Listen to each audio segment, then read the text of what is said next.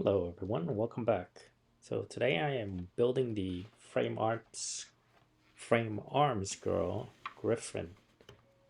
So this uh, model, I've seen it on shelves for a while now. Been kind of curious about these models and how they're any different from the other Gunpla models. It looks pretty nice. Looks kind of cute, so I thought I'd give it a try here.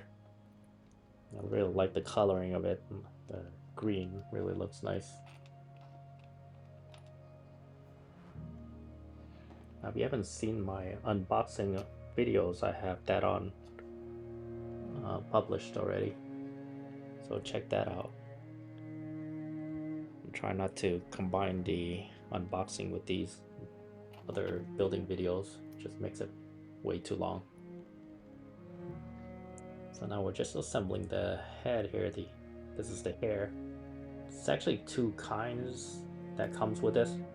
This is the one that you have to build it, and there's another one where you don't have to build it, but it's pretty much very similar. I'm not sure why they have to make two different hairs. I guess it's just the styling. Because the other hair is just flat. Well, kind of flat on the sides, whereas the building one you have to attach together, and there's some gaps on the sides. Just some minor design. Now these pieces are really small, so it's difficult trying to put that in there.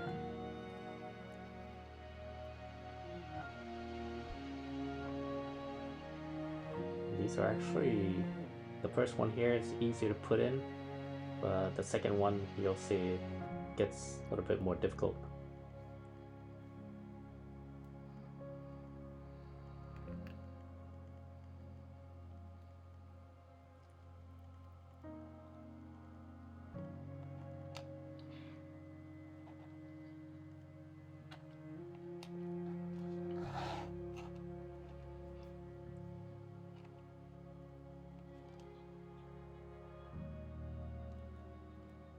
And I should also mention that a lot of these, the plastics, they're very soft.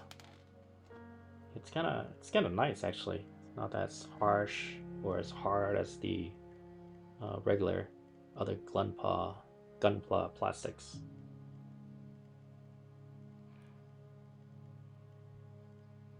It has a different kind of a texture to it, kind of a matte texture, soft matte texture.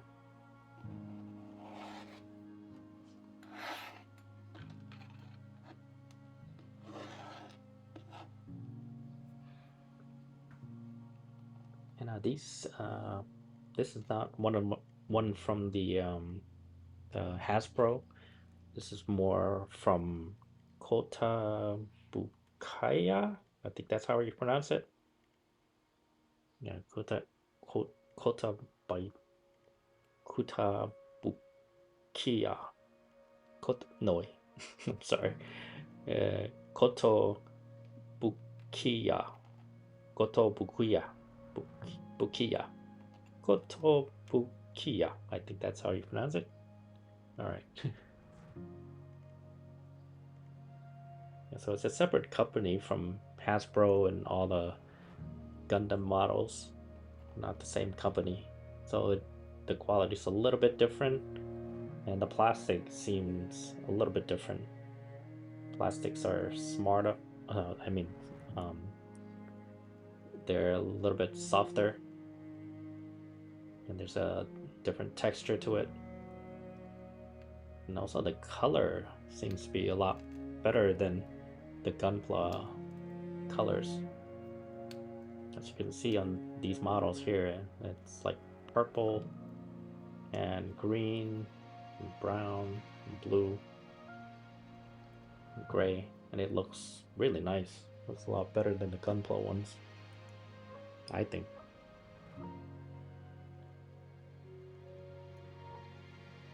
But I definitely use different paints and different plastics.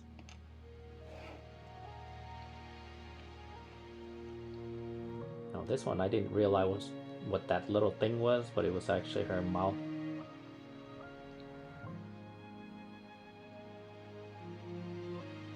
Even though I installed the mouthpiece here, I didn't use it until all the way at the end when I decided to change out for this piece here. Just thought it was more fun for her to be smiling. So I think in the pictures at the end, you'll see her with this face on. But the rest of the video, it's with her mouth closed.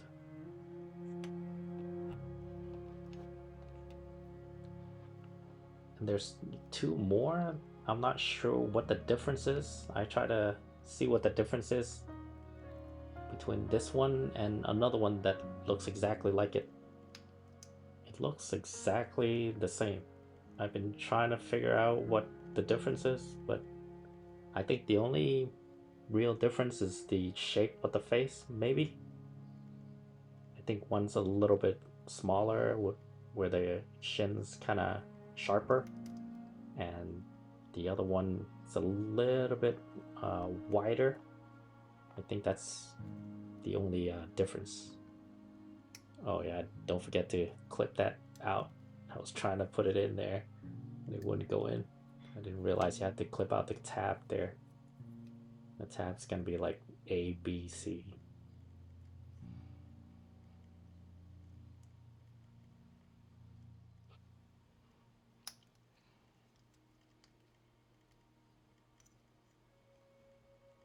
I mean, it looks kind of weird right now until you start putting it all together.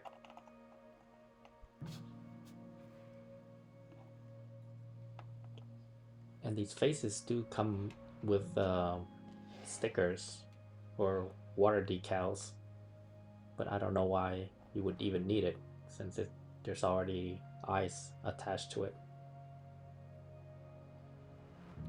There's some extra decal eyes, but they all look the same. They look kind of like these, so there's no point.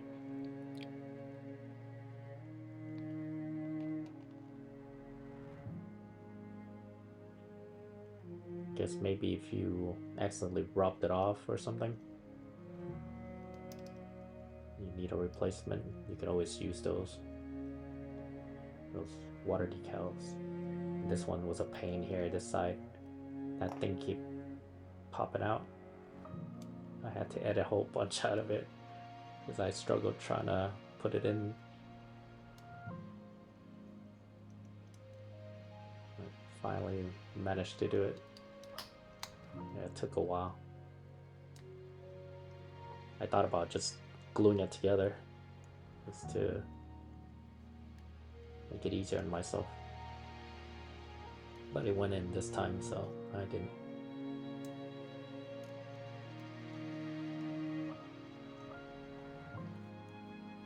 Now this model does have a lot of little pieces, so you gotta be very careful. You might lose them.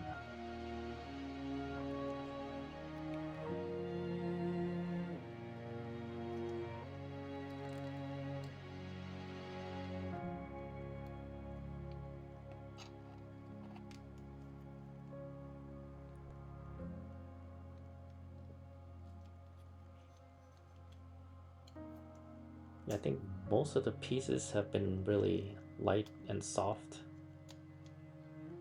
The only hard piece are the see-through ones, like her helmet, and a couple of glass pieces here and there, like the blade.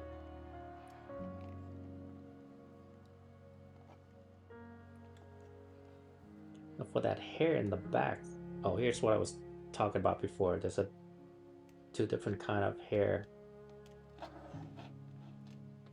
Or was that the one that I just built? I can't remember. Yeah, so getting back to the hair in the back, I didn't realize before, but that hair in the back, you could either tilt it outward or inward. So normally you would just tilt it kind of outward with the top kind of angled in towards the head. But then when you want to put in the helmet on the back, yeah, you have to twist it and turn it inward, and the top goes outward. But you'll see later on how that works. This could get a little confusing because there's very small. There's a little divot there on the plastic, on the clear plastic. Just gotta put that part, that long part, in the divot.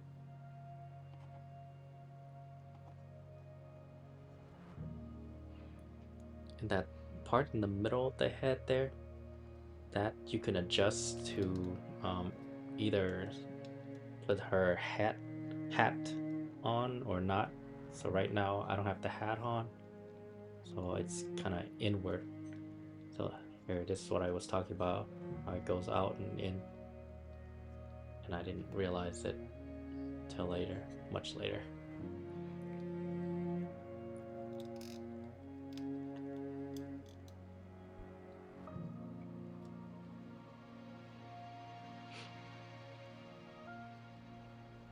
Now these hairs, these long, whatchamacallit, these extensions, one of them, I think the right side one didn't quite get into the divot, so I had to cut a little bit out of the plastic, the hair, the purple part, in order to fit it nicely. Okay, so now I'm gonna put that hat on, the cap. In order to do that, you have to remove the hair.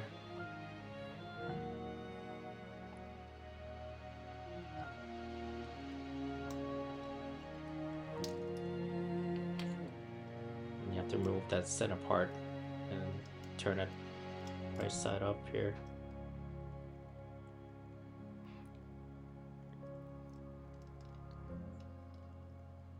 And that little ball joint kind of comes forward. It's leaning towards us, leaning towards the front.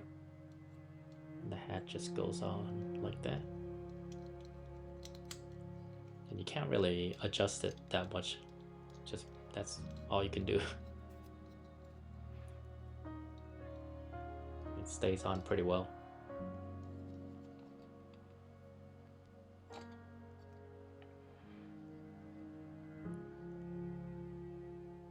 Okay, so now we're gonna start building the body, chest.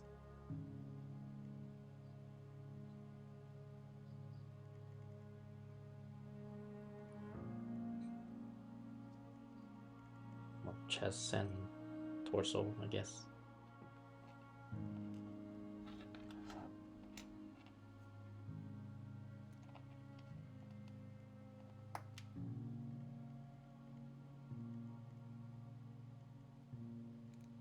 Like I said, there's a lot of these little pieces. You gotta be careful.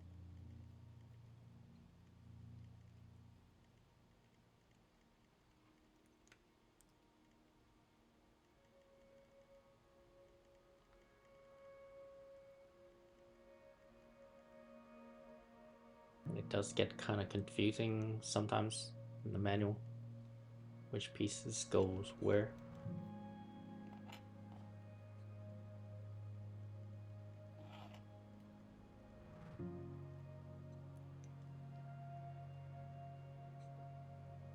But I don't think you could mess it up trying to put these pieces together, because if it doesn't fit, then it's not gonna fit.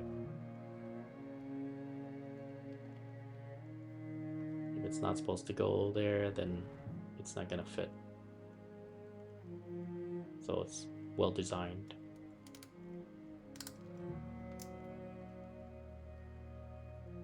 But I could be wrong. I might have put some pieces in incorrectly, but I wouldn't know.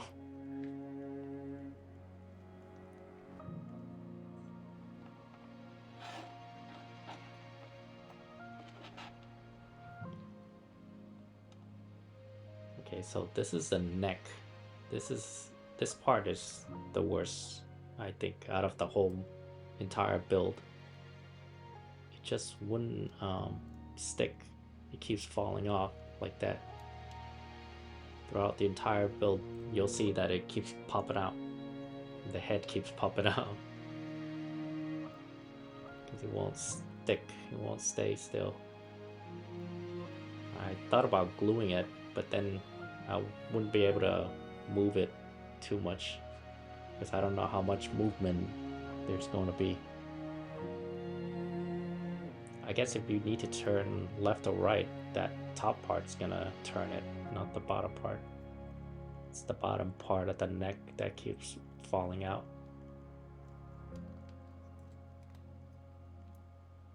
So if you're building this, just be aware of that. The lower neck part's gonna pop out a lot.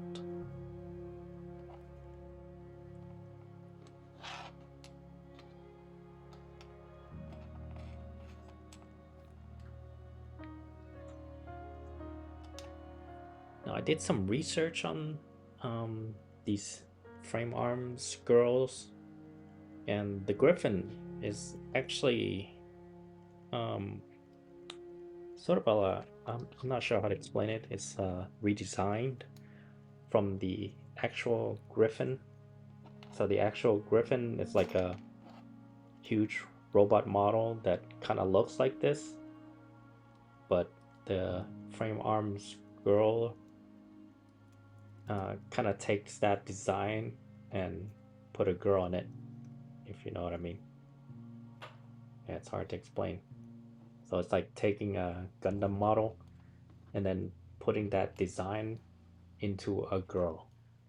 So it'll be a girl that looks kind of like that Gundam model. And that's what this is. And the same person who built the actual model is what is it? Kotobukiya. Yeah, so it's the same company. That's why they're able to do this. So it's like if Bandai and Hasbro built a Gundam model and then built another version that has a girl in it that kind of looks like that Gundam model, which is actually pretty cool though. I looked at the website and there were a couple of models that look really nice, like a lot of models that actually looks nice. The actual robotic model and then the frame arms girl models, they all look pretty good, but they're expensive though.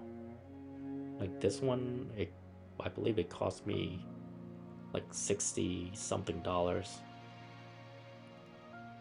and I was told from one of the sales associates that none of these frame arms girl model kits cost less than 60.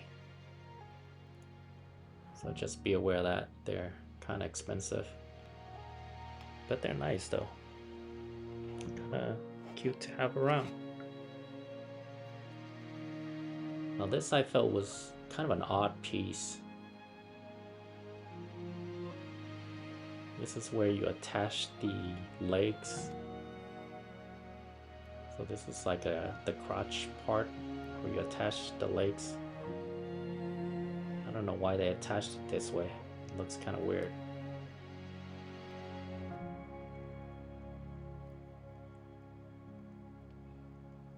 I mean, you would figure that it'll just fall right out, because it doesn't look very secure. I guess you could just like glue them together so it doesn't come apart. But yeah, I feel like it could just slip right out if you move the legs around enough.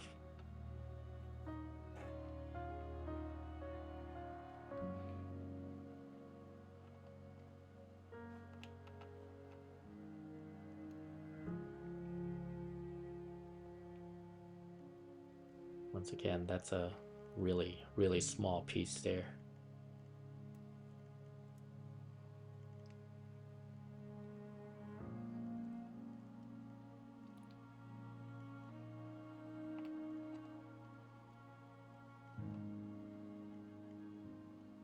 This piece was kind of confusing to me.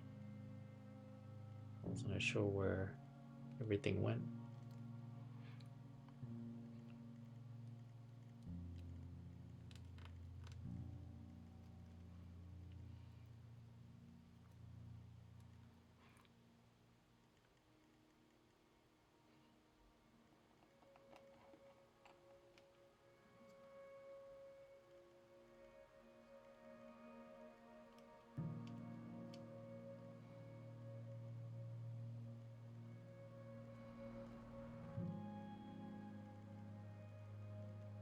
This was a little difficult because it's hard to see where it slips in, but there's a slot that goes in.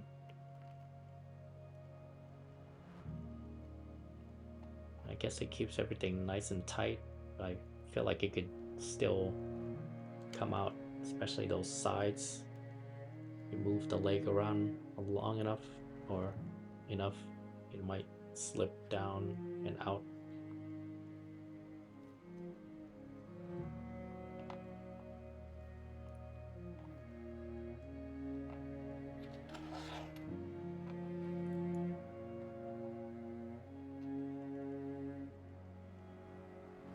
Yeah, I did some editing on this because I couldn't figure out where or how to assemble this hip part.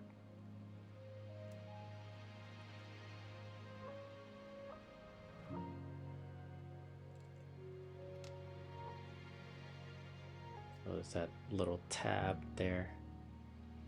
Oh, I got it upside down right now. There you go. There's that little tab on the top. It goes into that little hole there. So these are like very small. It's difficult to see. I wasn't sure where it went.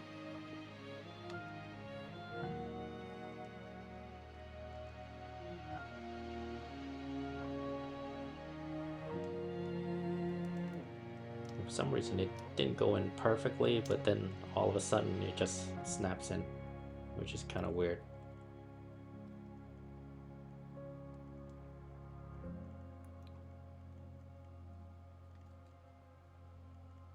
That's her backside.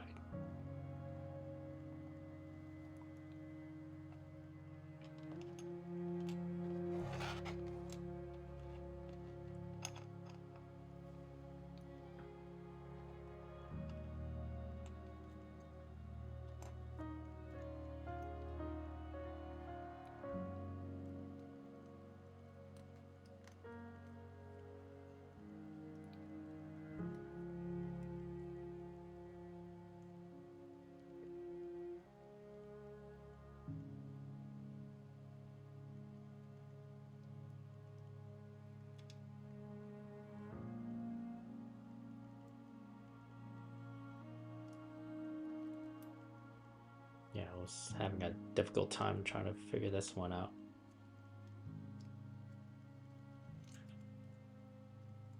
But figured out. Not that complicated. I always have to make sure that it actually goes there because I don't want to have to undo it if I made a mistake. Because it could actually break if I'm putting it in the wrong place and then try to take it apart again.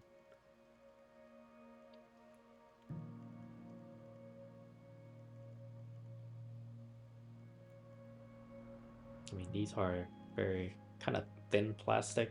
I mean, they seem very sturdy, but like I said, there's softer plastics than the other Gunpla models, so there might be a bit more pliable.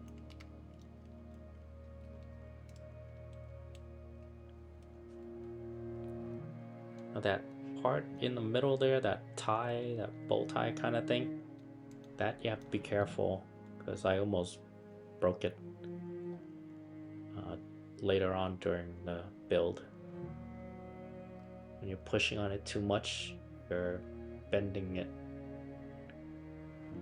and you can see that it's bent and it could break anytime. So be careful with that bow tie. Like I said, they're very small, very thin, so you can break it or bend it easily.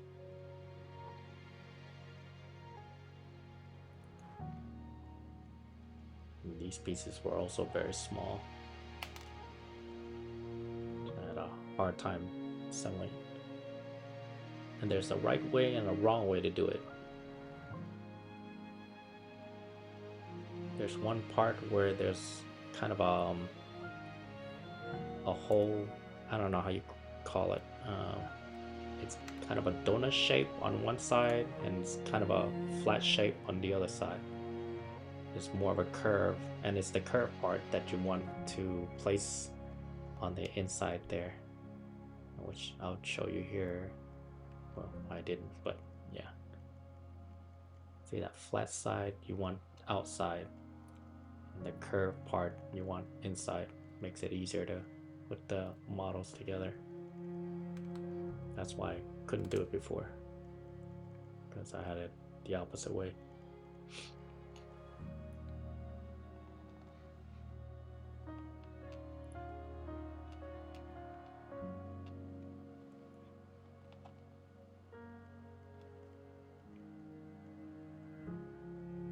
More little pieces.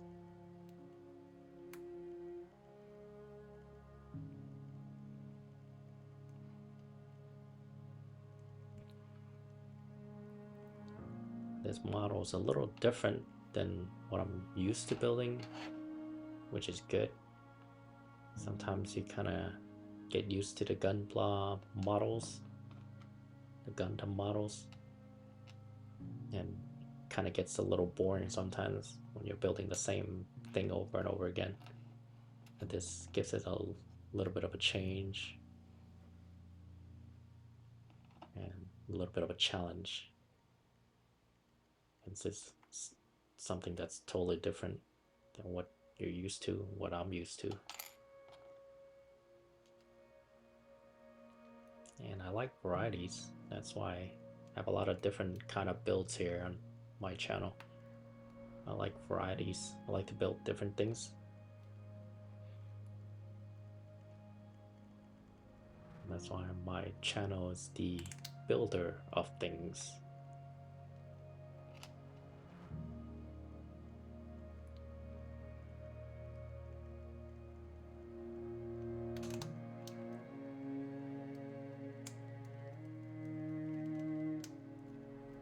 I'm gonna continue to build different kinds of models so you guys can see all the different kinds of models and how they're built and how to build them. If you decide to go in that route, you decide to grab any of these models here.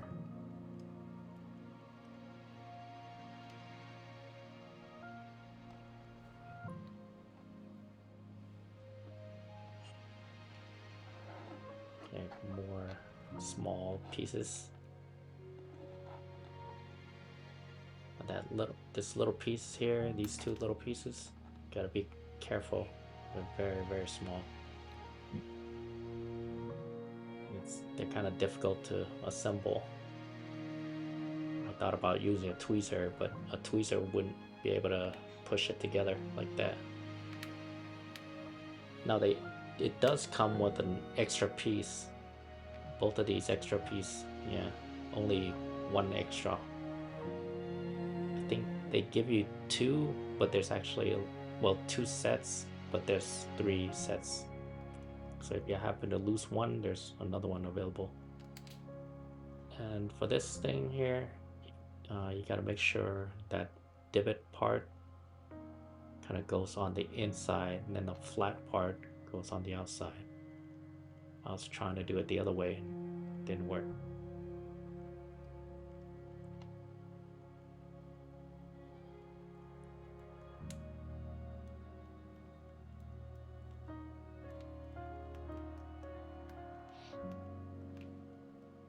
There's not much flexibility to the hand though.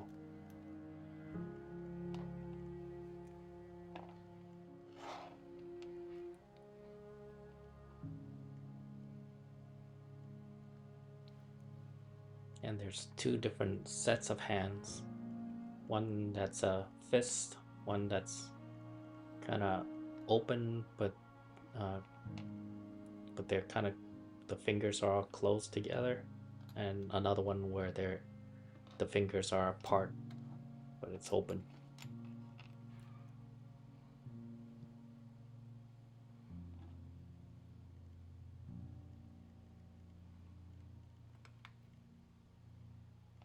And of course, there's also the ones where you assemble together to grab the handle or a weapon. And those you'll see later on. It's kind of a pain.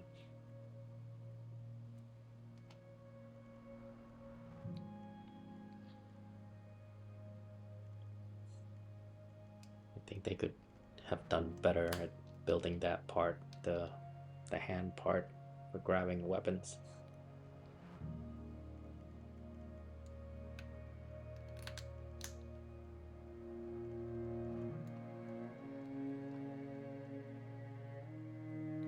But I guess maybe they didn't want to copy other designs or copy Bandai or Gundam models. So they came up with their own way of doing things.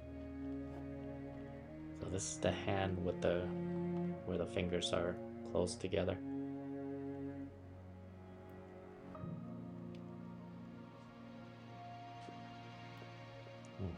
Excuse me. I'm gonna need to take a drink of water here. Last time I spoke for like 2-3 hours straight without any water. I got really parched.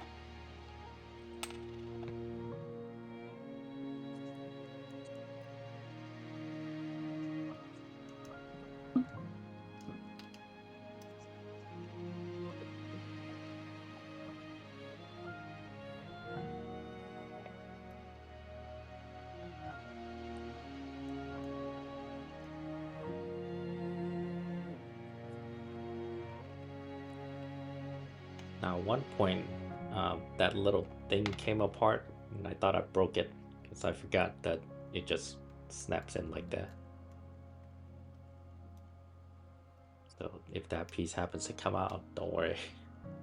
It looks like it's broken, but it's not.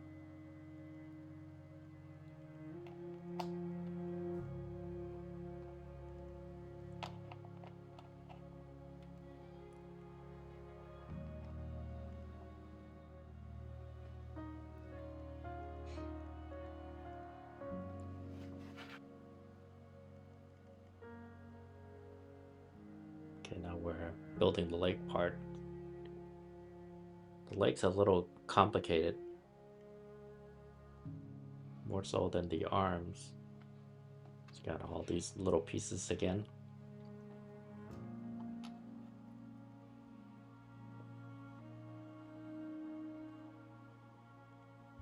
So it took me a while to figure out.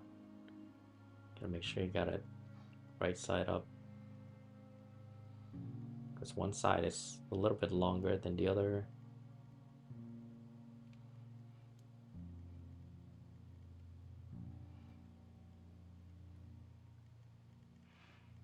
Well, I don't mean like one side or the other. I mean like that little thing that comes out. It's a little bit higher up than the bottom part. So you gotta make sure you put it in the right place.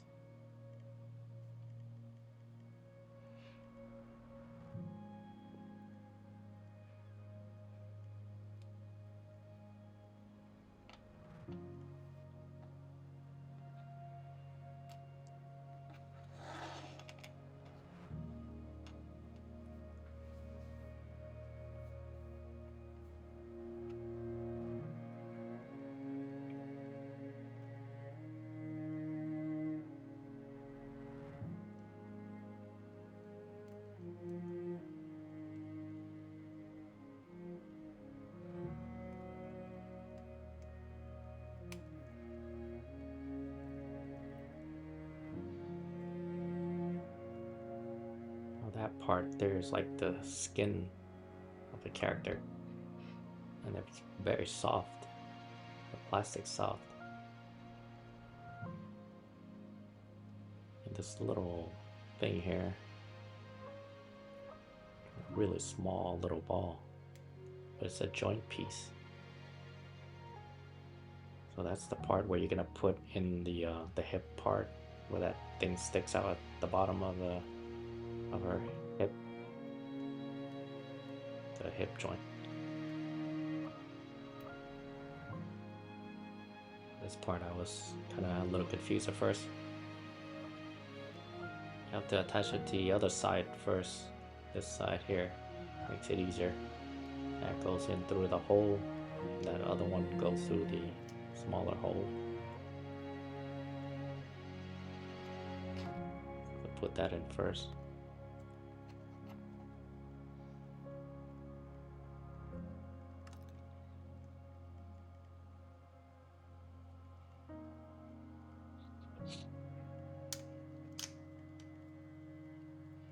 And make sure you can see the joint part, that top part, that hole. Make sure you can see it. If you can't see it, you might have to twist it around, because you need to attach that to the hip part.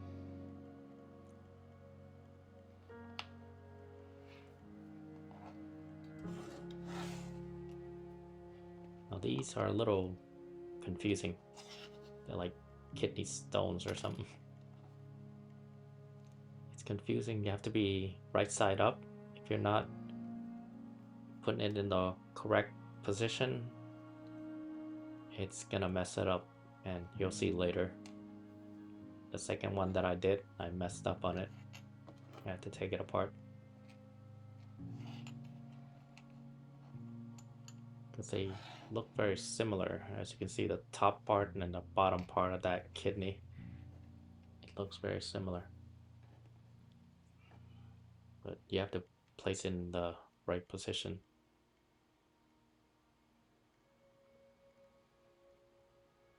If you don't place it in the right position, it won't bend. The knees won't bend properly.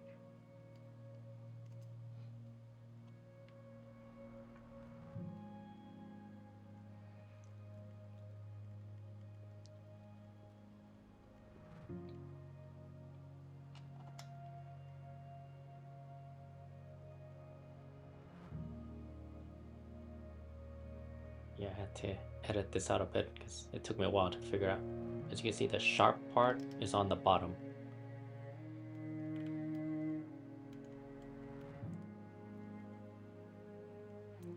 So that part that comes out on the side is in the front. So sharp part on the bottom, and the curved part, the outer curved part on the front, and the inner curved part on the back. That'll make the knees bend. And this is very complicated here. It's like a small little piece you gotta line up and put together here. Luckily, I didn't have too much trouble with it.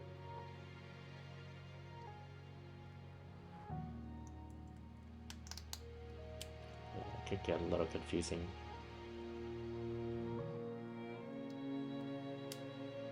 I didn't do a very good job at cleaning up the model there, which I later went back and cleaned it up a little bit. Not much though, there's still a lot.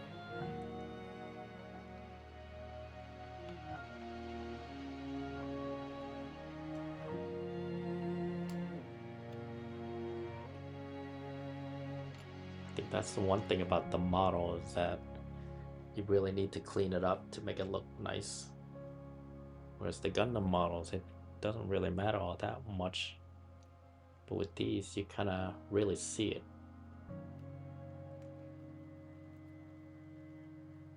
I guess it's because it's somewhat of a humanoid figure.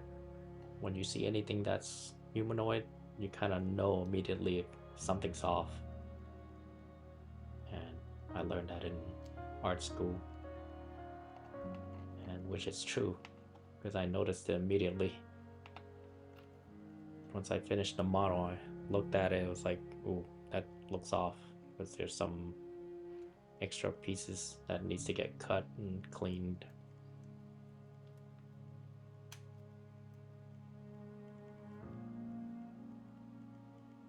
It kind of looks like she has scars or pimples or whatnot, extra stuff sticking out, and scratches on her legs and arms and whatnot.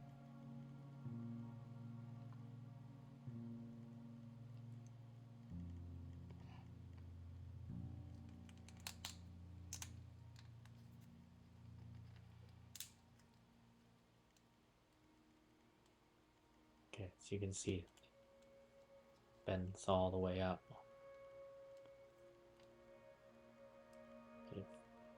That back part kind of folds in nicely. So that's the correct way to do it.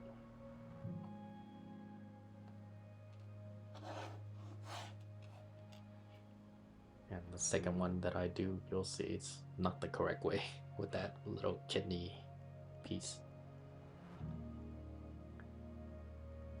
These are also very small.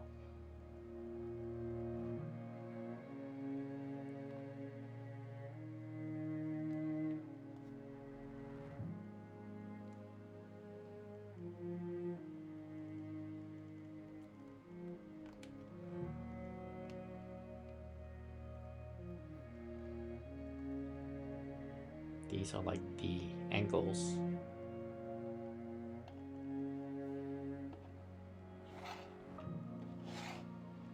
And we're doing the feet here.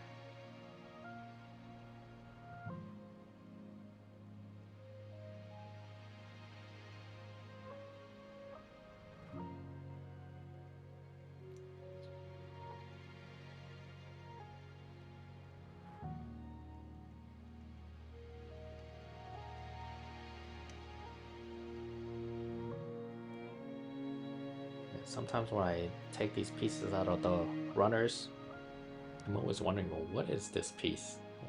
What's the purpose of this one? But then when you assemble it and you start to see, okay, so that's why that's like that.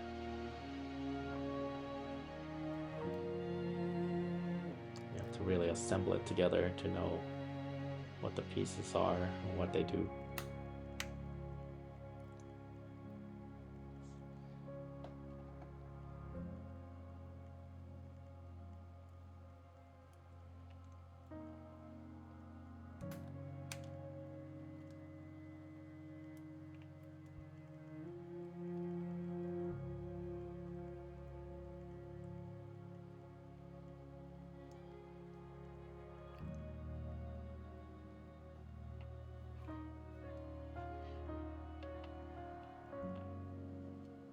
So now we're gonna do the toes. Small little toes. I almost wasn't able to grab the toes. It's so small.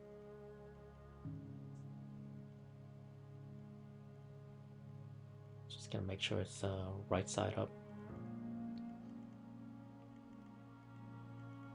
The rounded part should be in the top, flat part on the bottom.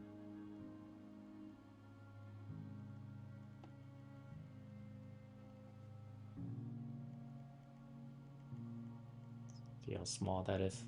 Really small.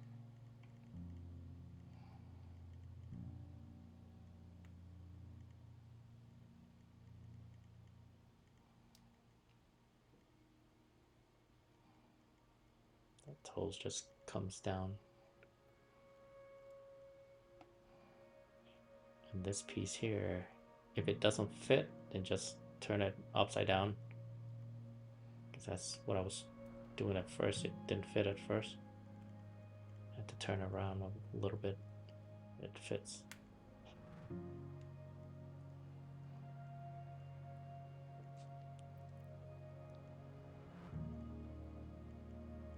As you can see, the toes bend. It's kind of an odd bend, but it works.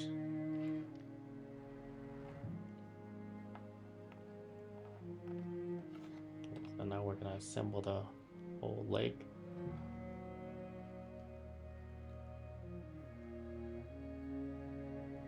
Trying to figure out which way it goes here. So that white part of the leg is on the outside of the leg.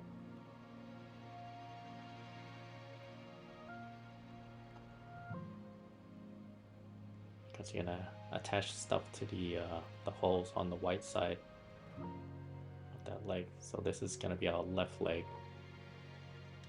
That's the ankle.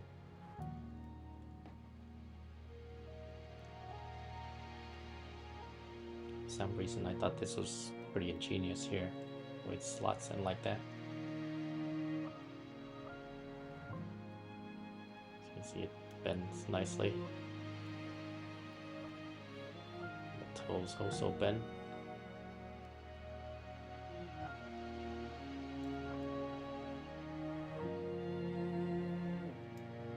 It's a very feminine leg, I gotta admit. It's a nice leg. The way it bends, kind of like the way a woman's legs would bend. Kinda.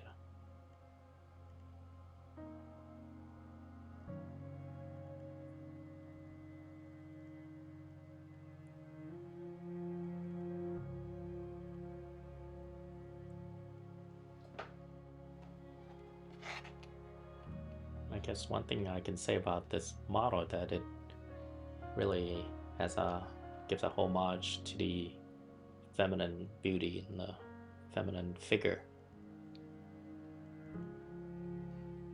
Doesn't try to make it look masculine or robotic. It's actually a very feminine figure, which I could appreciate.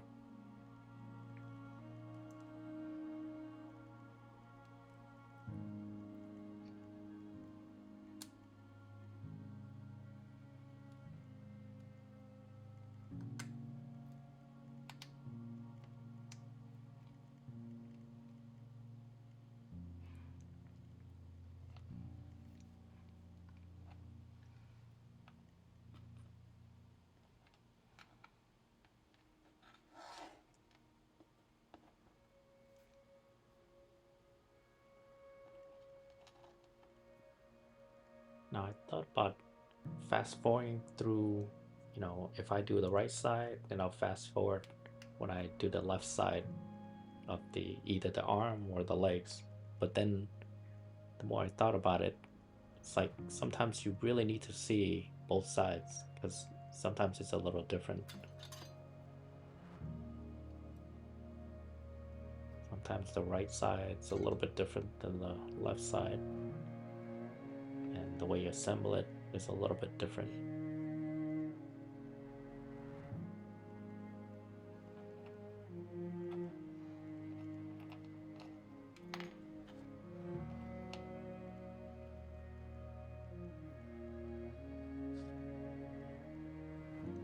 Just make sure with this piece here that that hole on the circular piece is on the outside of the leg. So you're going to be attaching stuff to it later on.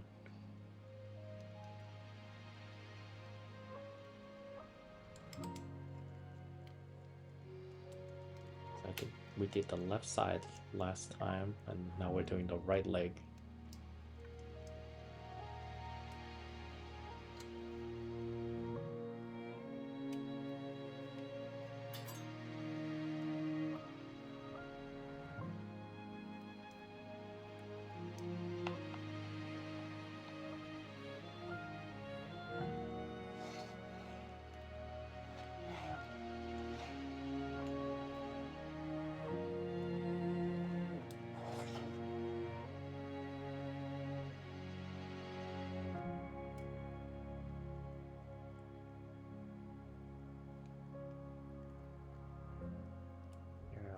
Kidneys again.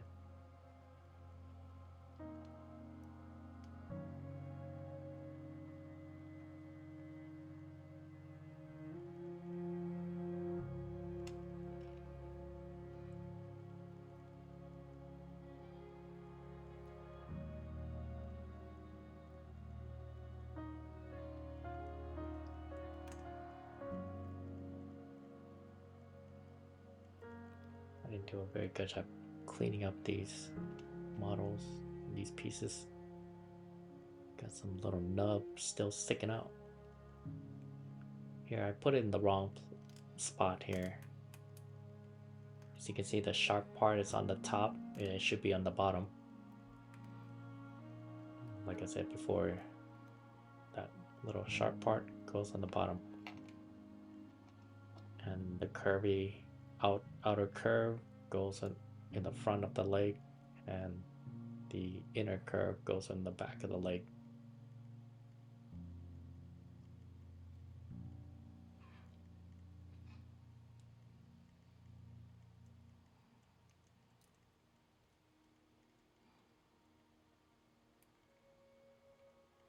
Yeah, if you have a hard time with this one, you could probably just glue it together.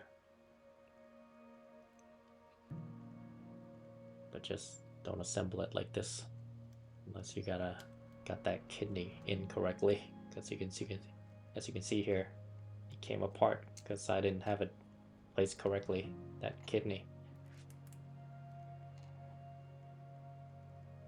Oh, actually it was it's actually on the right. It's actually right side up. It's correct. The sharp part is on the bottom. It's just needs to be turned around. Yeah, so I just had it turned around, that's all. I had the front part in the back part in the front. So as you can see, it doesn't work too well. Now it's all messed up.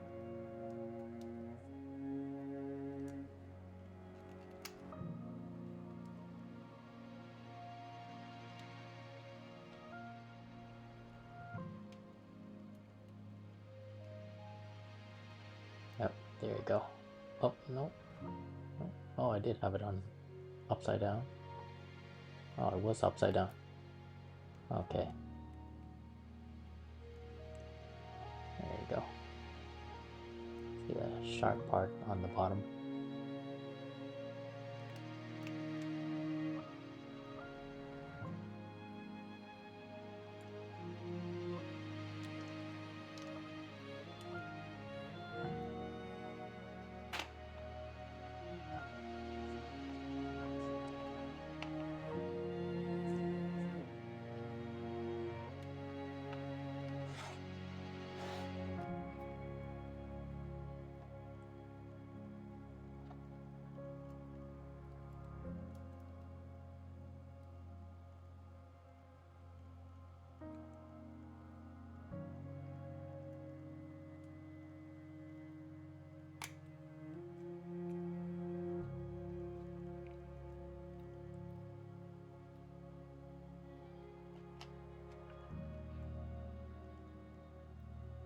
I'm always surprised how all these intricate parts kind of fit in perfectly.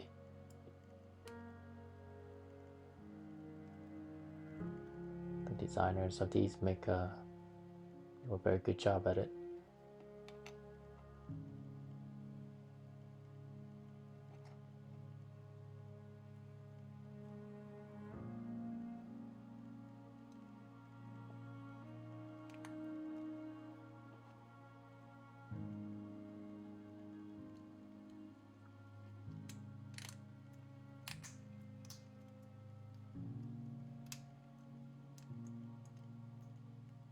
So yeah, finally got it right. There you go, and it bends correctly.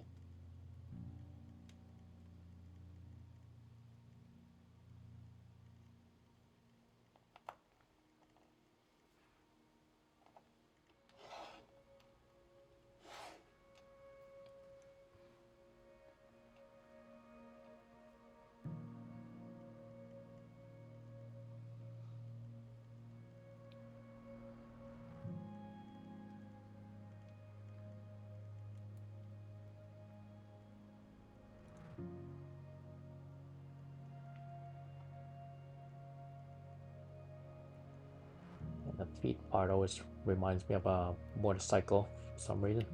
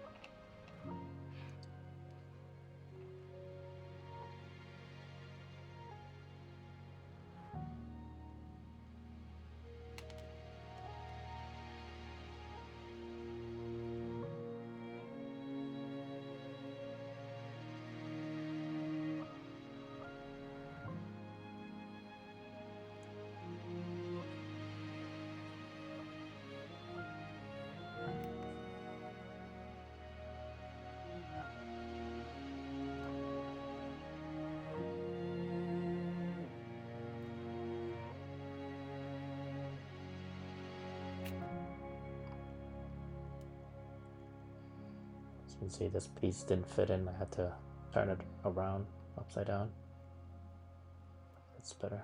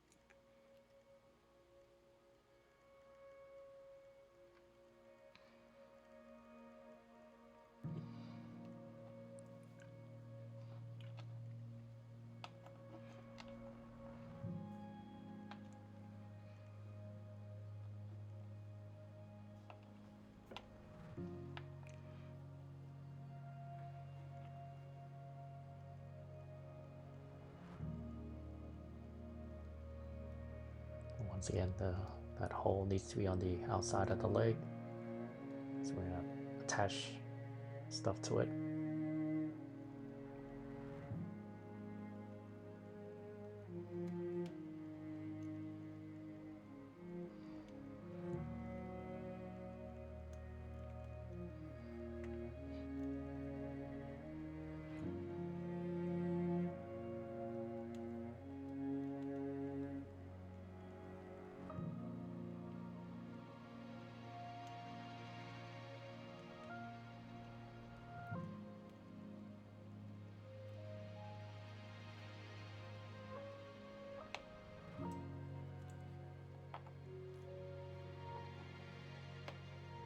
We're done with the legs.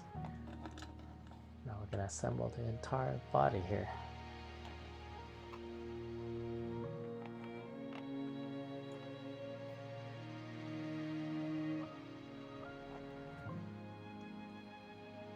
Now on the instruction manual, it says to pull that little pieces down, the hip part in the body, and then assemble it.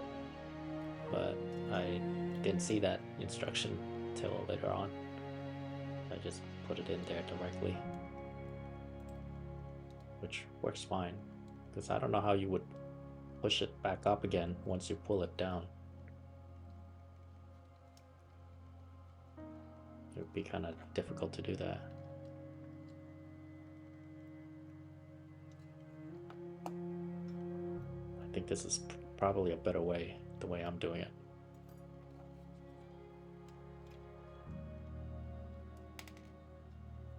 Oh, I lost something. One of the pieces came off.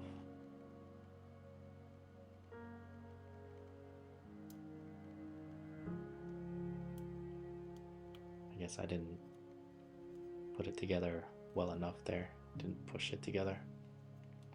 But it wasn't an issue after that.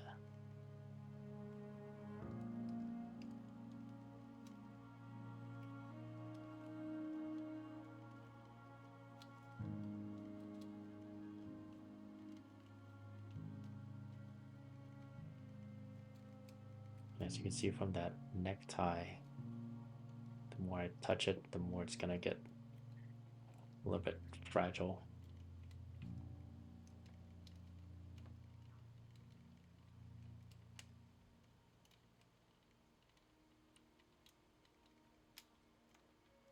And the collar itself keeps falling off too.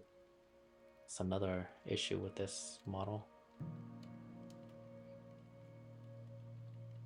But it's very minor.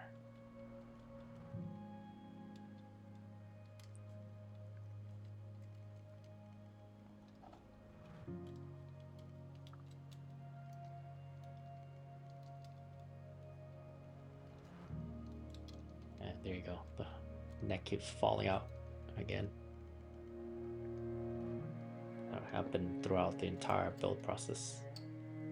As you can see, it looks pretty good. It's pretty cute.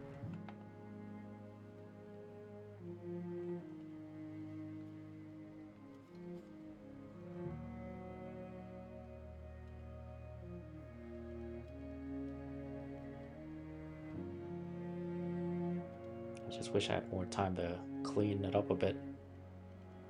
I did clean it up after I finished shooting these videos, but not a whole lot. I wish I had time to like polish it up, make it look nice and smooth and much better. Okay, now we're doing the weapons. Now that blade is pretty sharp, so be careful. That plastic's a hard plastic.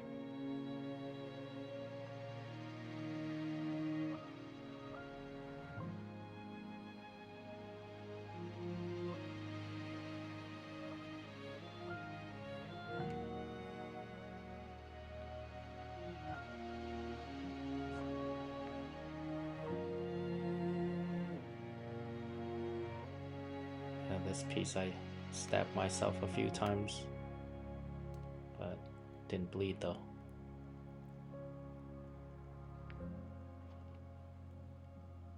But it hurt.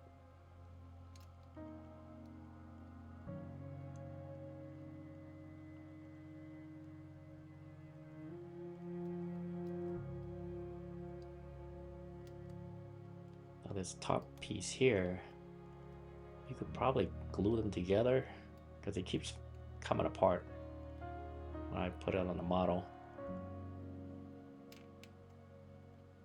And this part, I was a little confused how it works at first, especially when you put the handle inside. But I'll show you later how that works.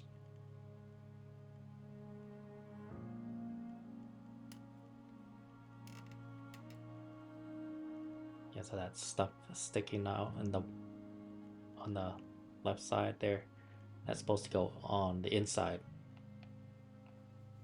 I didn't realize that until later.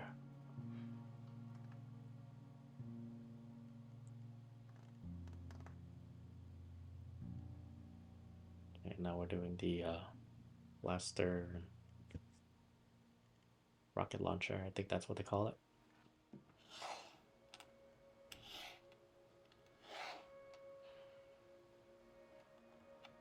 I mean, it seems like the model's done, but it's not done because we've got the armor. So we've got 2 more hours to go here.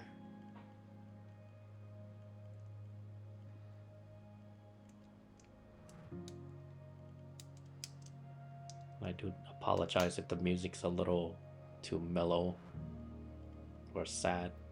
I just had a hard time trying to find our right music for this. And this one seemed to be the calmest.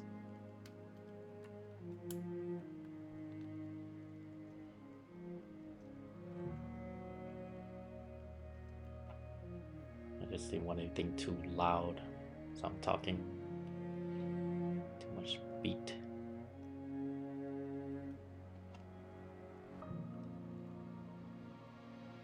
So even the weapons here, they're pretty soft plastic, so it's not harsh like the Gundam models. So like I said before, all the plastic here is nice and soft. I mean, they're still strong and durable, but they're softer, especially in texture wise.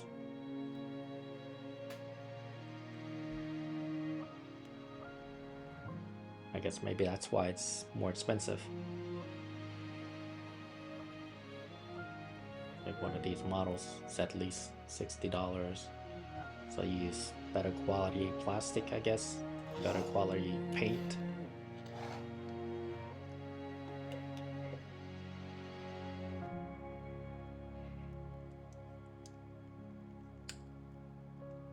And they actually use color for their models instead of stickers.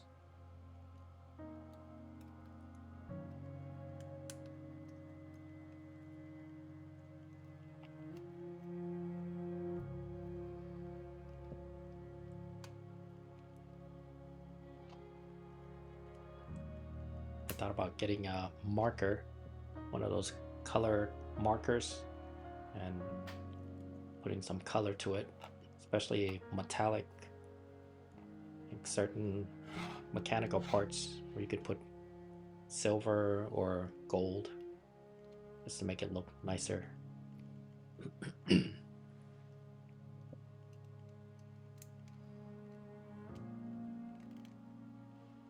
you could definitely do something like that here in this model, because there are parts where it looks like there should be some silver metallic, yeah, just like in the picture, silver and gold metallic.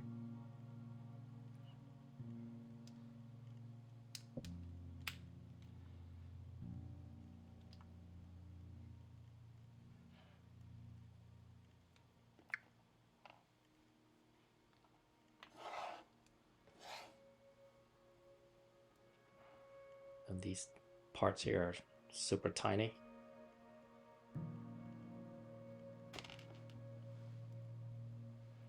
Just make sure you put it in the right position. That's the curvy part.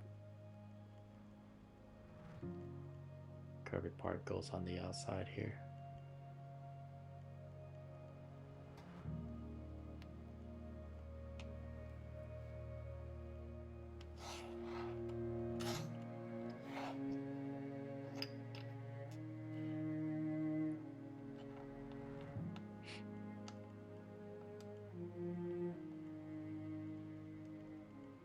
One of the reasons why this model caught my eyes is because the color, kind of a green pastel colors. So I'm one of those people who love pastels and pastel colors. So this was, that's why this one looked great to me, this model.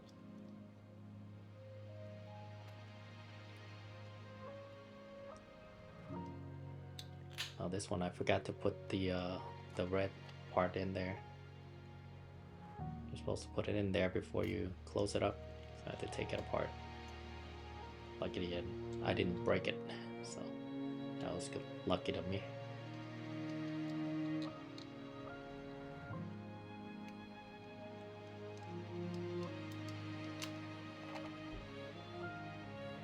Yeah, whenever you can avoid using one of those priers to take models apart, then yeah, it's better than using it. Better to use your hand than trying to pry it open with either the plastic or metal pieces.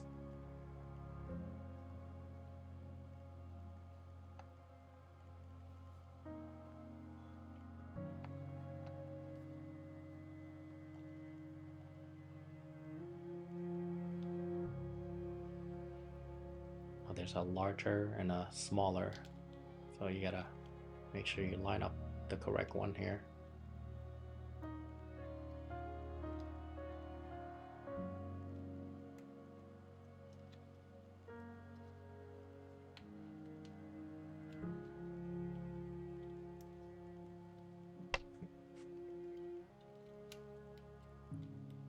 Yeah, at first it didn't quite go in, but all of a sudden it just popped right in.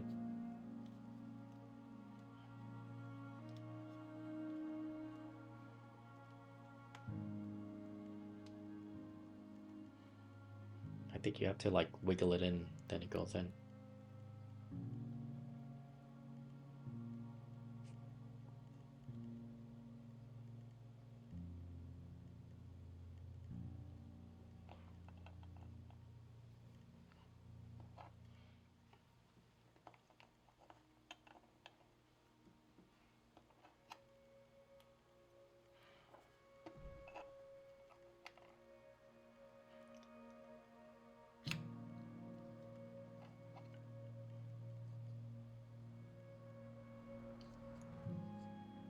It actually took me a while to figure out that that piece could actually slide out. I didn't know how they did that before. I had to look at the manual. Like really looked at the manual.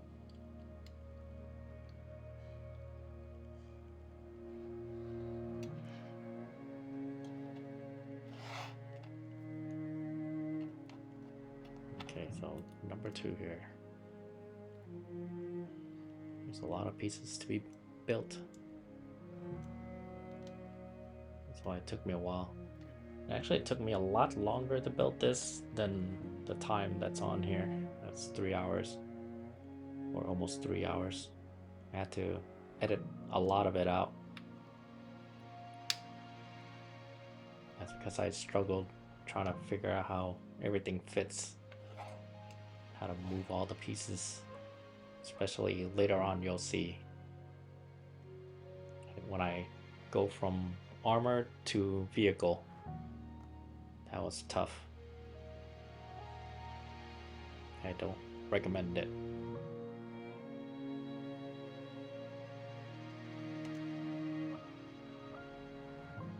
And once again, my camera doesn't focus.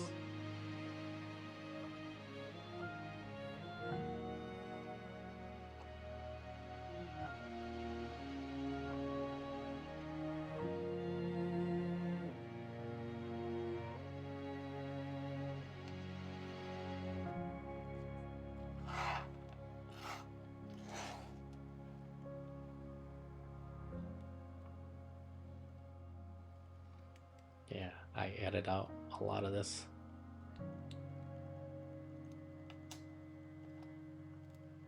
Kept making mistakes here. I just assembled one already, and I already forgot how to assemble the other one. That's how quickly I forget. I didn't forget this one though, this time.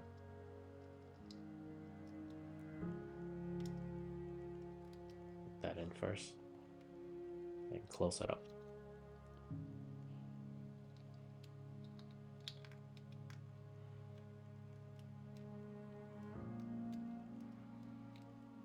I mean, this thing doubles as a rocket launcher and a booster.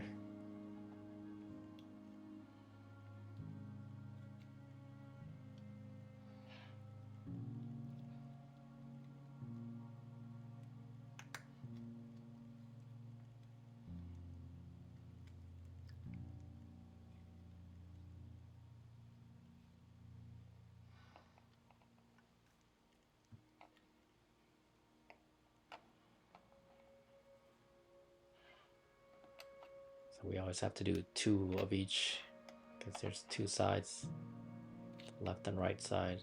So that's why you keep seeing double.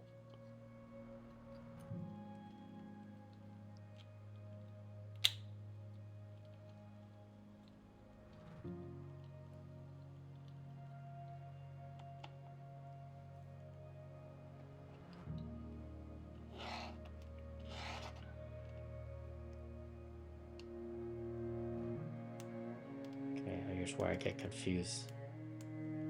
I'm trying to close the hand, close that part there, the handle. Oh no, this isn't it. This is just the blade part. Oh, never mind. So I'm just trying to assemble the hand, have it grab the knife, the weapon. Took me a while to figure it out. These are like small little tiny pieces. Kind of a pain really, trying to put that in there, the fingers.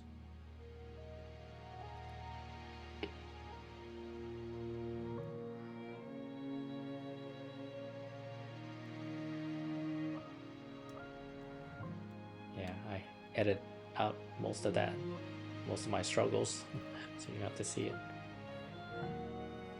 But I finally got it.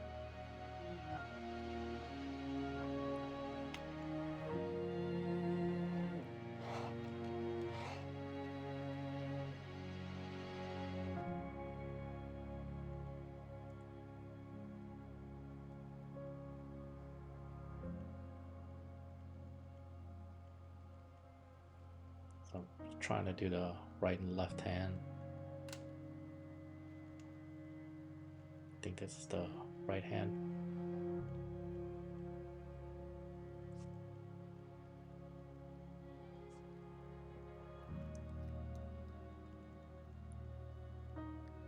like I said earlier, there's another one where there's a closed fist where you don't have to assemble.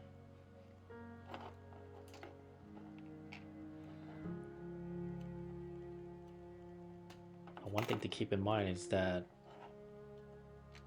clear plastic part on the top of the wrist that keeps hitting up against the that gray piece.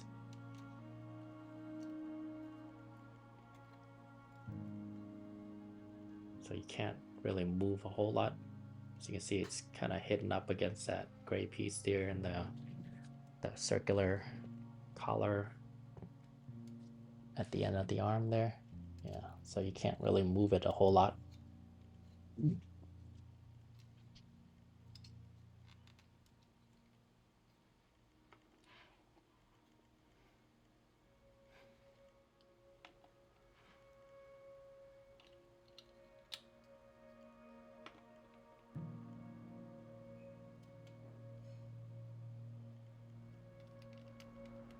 Okay, so now I'm taking it apart and building the armor, or oh, actually no, this one I'm just doing a weapon, just to see how it looks holding a weapon or a gun.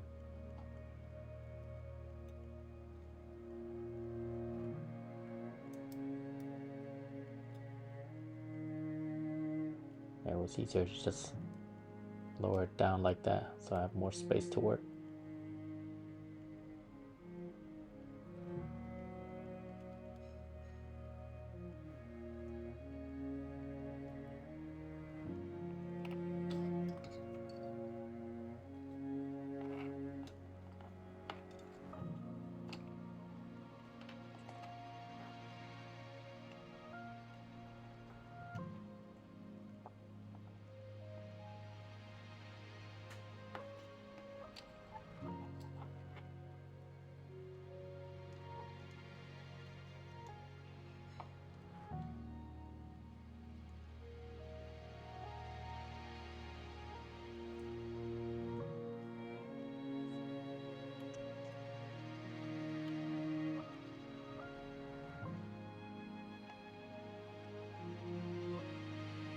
Okay, so here's the confusing part.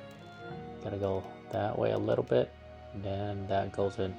That's how you close it. Took me a while to figure that out. So that handle piece is sticking out.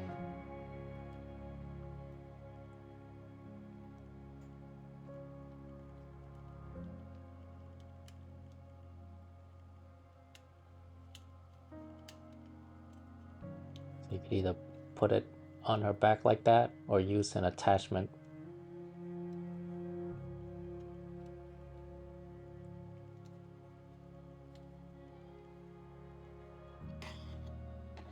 You only use an attachment if you want to attach it to something like this, the stand here.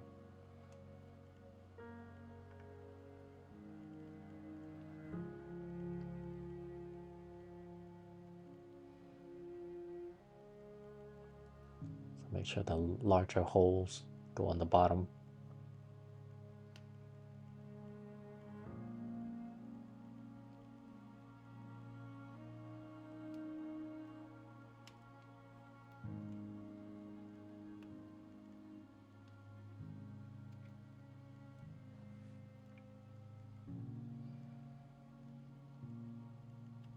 Now all of these plastics are very soft and bendable, so be careful with the stand. You can bend it.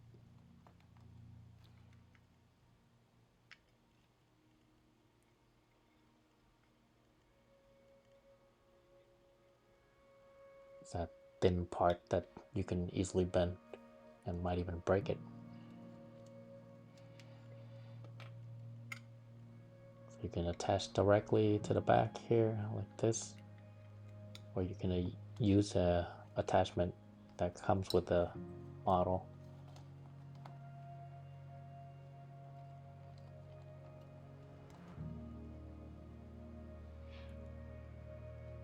And it does a pretty good job.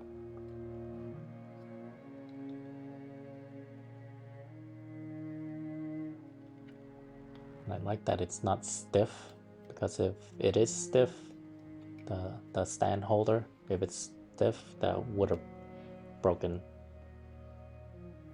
because I did bend it a few times trying to assemble it. So here's the attachment. Put the weapon in there and put that into the back, into her back.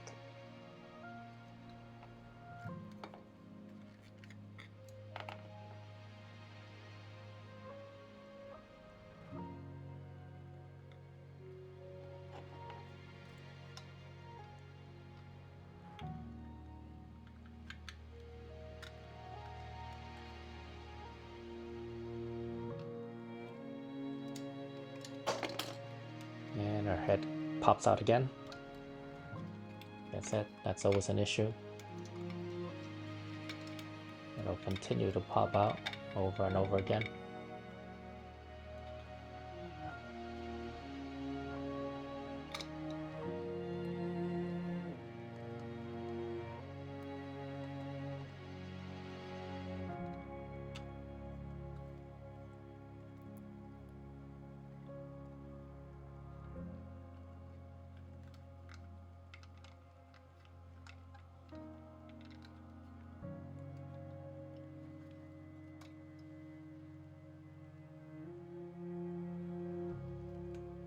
Okay, now we're gonna start doing the armor plates, armor chest plates, and other armor stuff.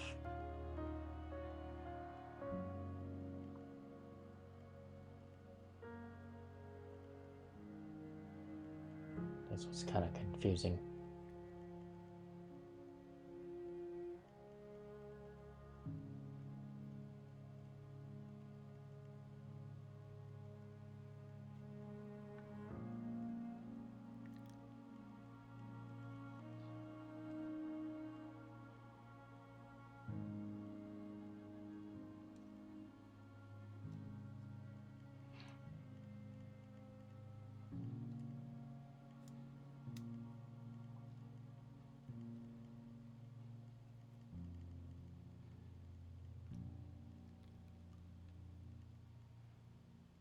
Yeah, just make sure you have it in the facing the correct way.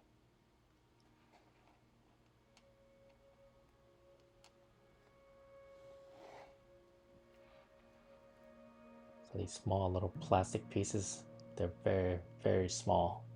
So be careful not to break it as you're cutting it out of the runner or lose it.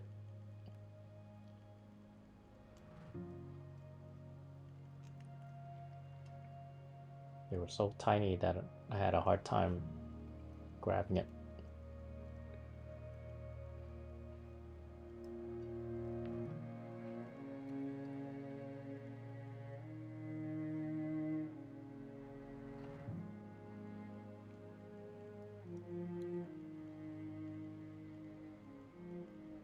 It's a nice touch though. It looks really good when you combine these see-through clear plastic color plastic with the model. Gives it that nice extra touch, extra detail.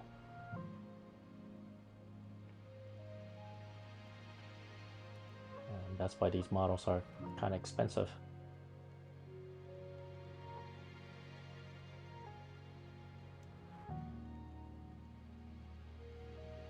It almost looks like it lights up.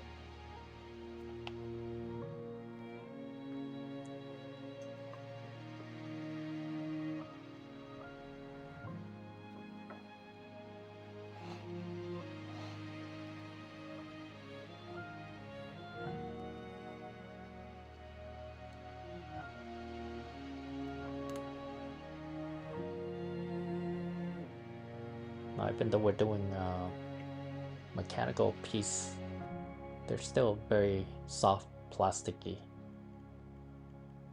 So these plastics are still pretty soft, has a nice texture to it.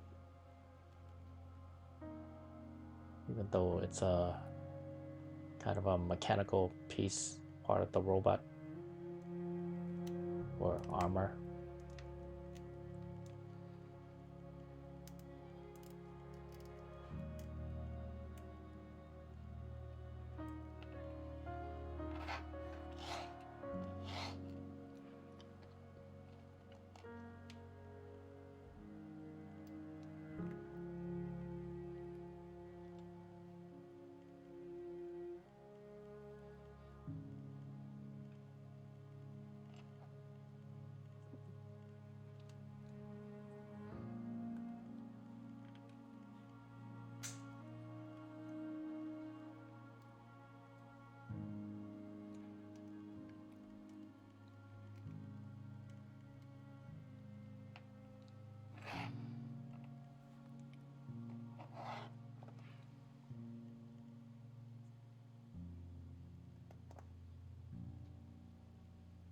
Yeah, so it starts to get a little bit more and more complicated the further we go with these armor pieces.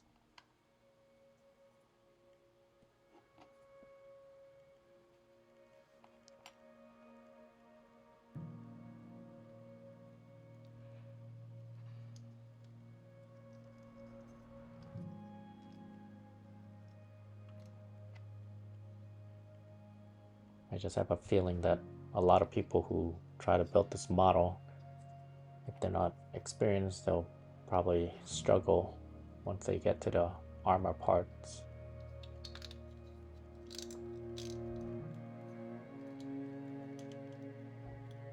Because from this point forward, it starts to get very complicated.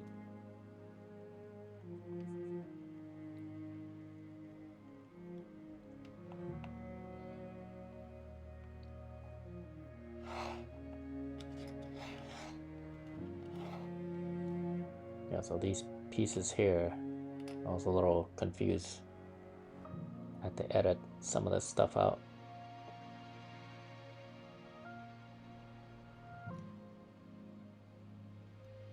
That's supposed to go in there like that. It's not very clear on the instructions to do that.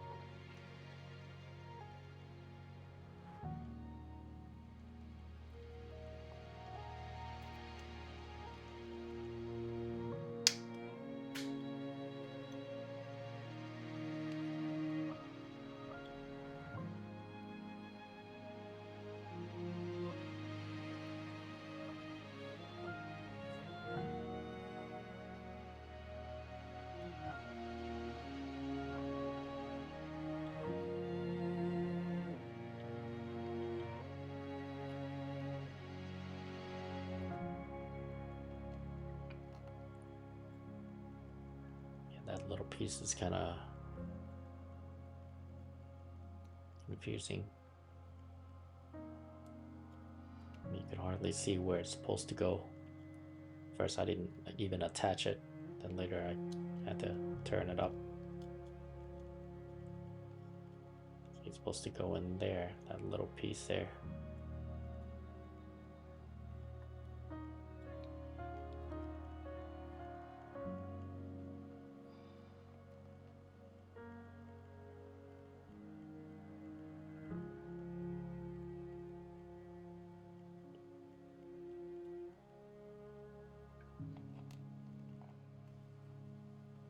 Yeah, I got the wrong piece. So I have to go back and get the right piece.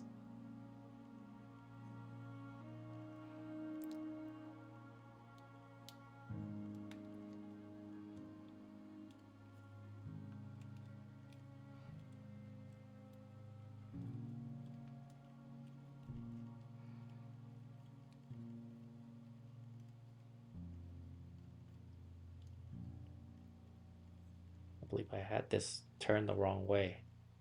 It's supposed to be turning the other way, I believe. Or maybe it was the other one. I don't remember. Yeah, but there's one where I had it turned the wrong way.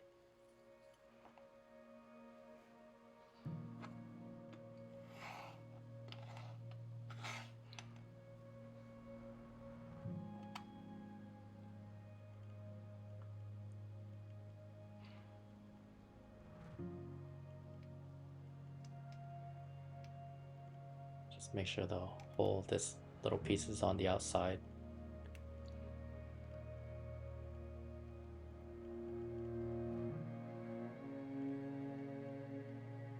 Starts to get complicated here.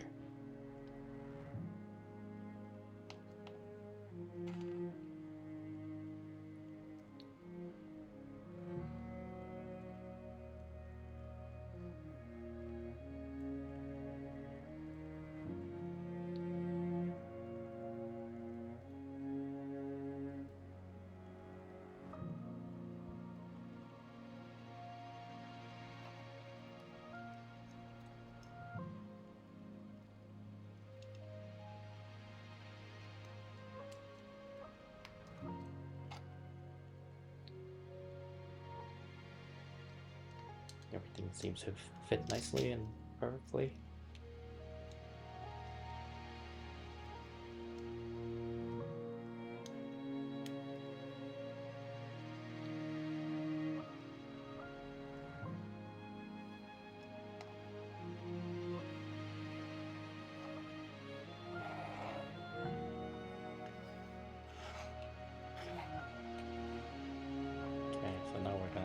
assemble them all together.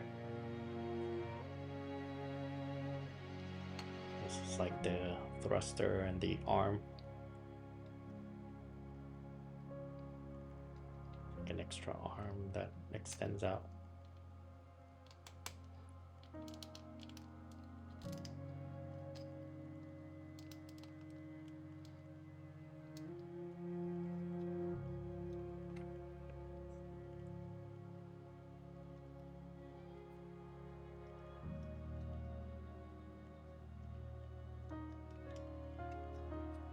Took me a while to figure this out. Oh, got the wrong piece.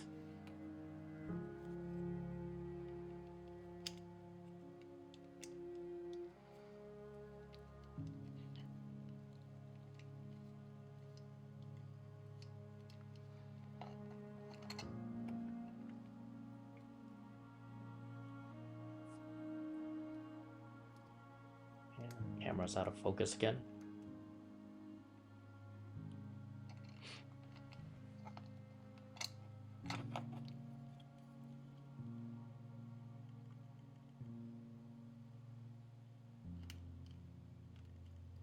Yeah, so you have to be careful. One thing has to attach first before you can put the other thing in there. So that has to go in first, and then this comes in second. Can't just attach both of them at the same time.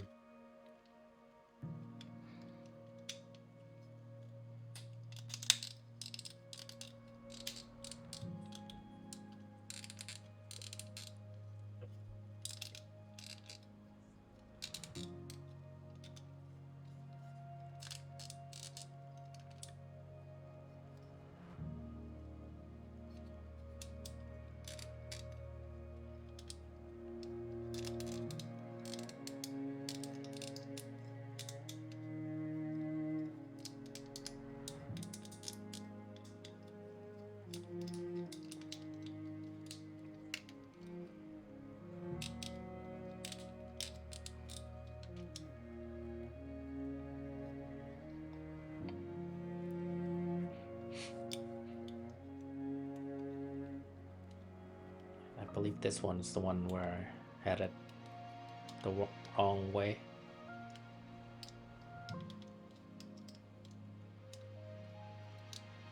I think. We'll see. And that part there didn't want to go in. I had to squeeze the inner parts together because it was coming loose. That's why I couldn't get it in there. We have to do 6 of these fingers, so I just laid them out for you instead of seeing me assemble one at a time. Well, technically I am assembling it one at a time. That's just much faster to just have it all laid out.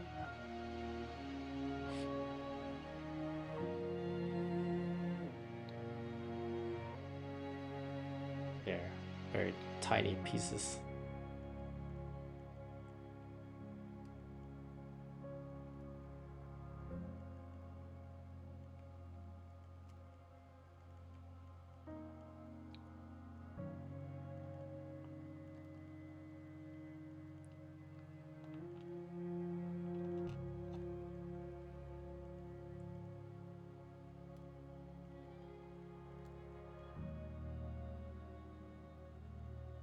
Just make sure you have it connected the correct way. So the parts with the holes should be on the bottom.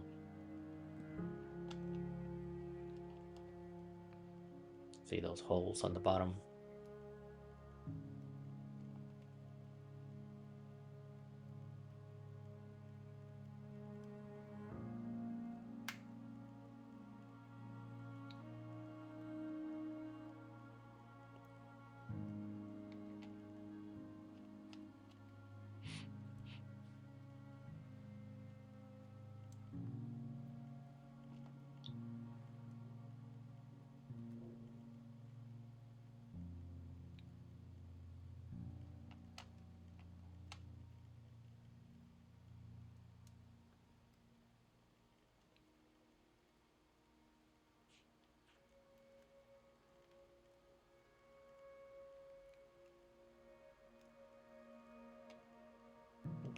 last one.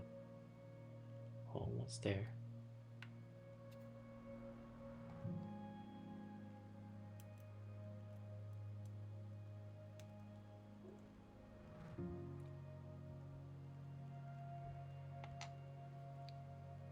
So each hand has 4 fingers. So these are like 3 fingers and then the thumb that we just did earlier.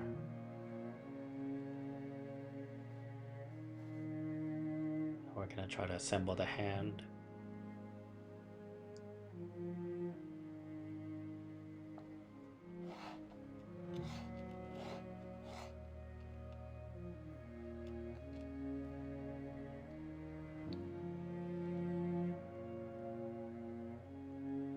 Oh wait, so these are the thumbs, not the other ones. The other ones were just the fingers. These are the actual thumbs.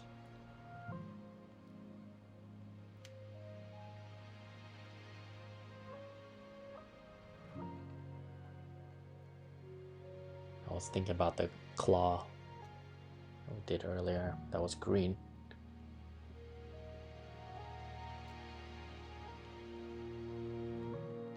And this piece I kept messing up. No, maybe not this piece. It's another piece.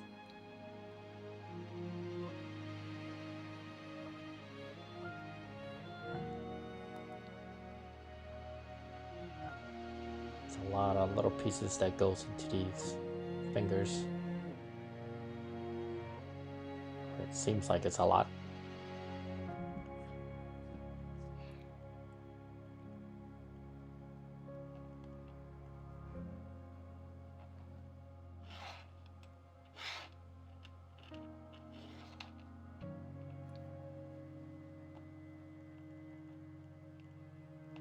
Okay, so this part's a little tricky. So you have to put that part into that hole.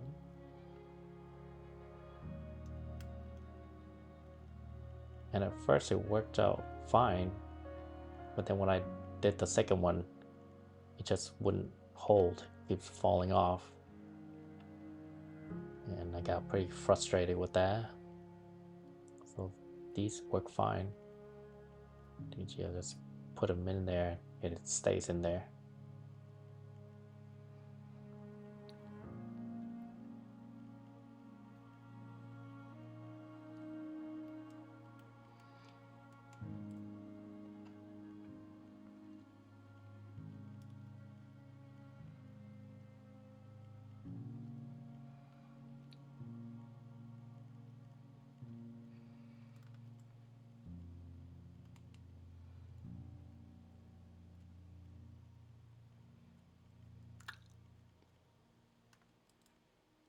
It comes right out.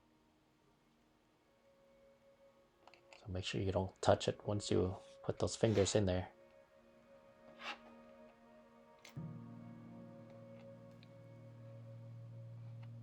So now we're gonna do the middle finger and the thumb.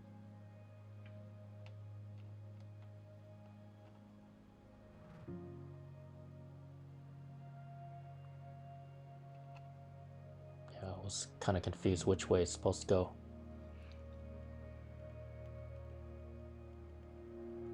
That's the thumb, and this is a middle finger.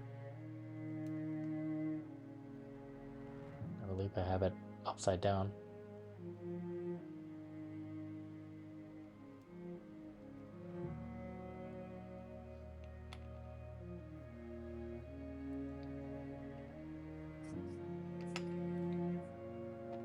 Or maybe not. Yeah, looks right, I guess. So these assemble without any issues. Never a lot of problem. But it's the second one that's causing a lot of problems.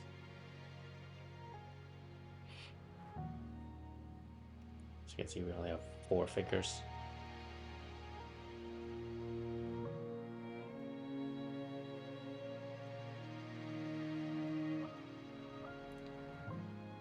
And I gotta say they're well made, well crafted, I guess.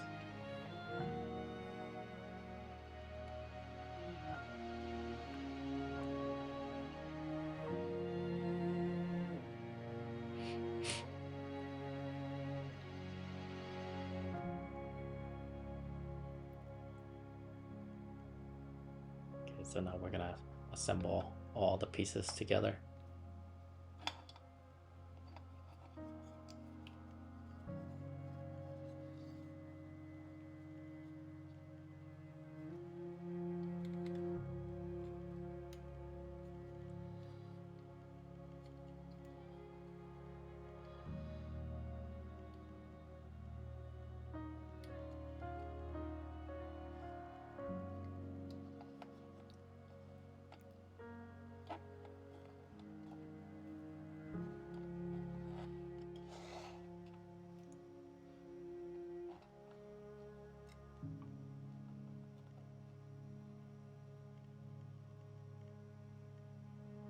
That's a tiny little piece. Make sure when you take these out of the runners, you don't accidentally cut off those important pieces. There's some small little pieces at the edge of the little piece there that you actually need to slide it into these models and have them fit together. And I almost cut it out because I thought it was just a extra hanging piece from the runner. Luckily I didn't.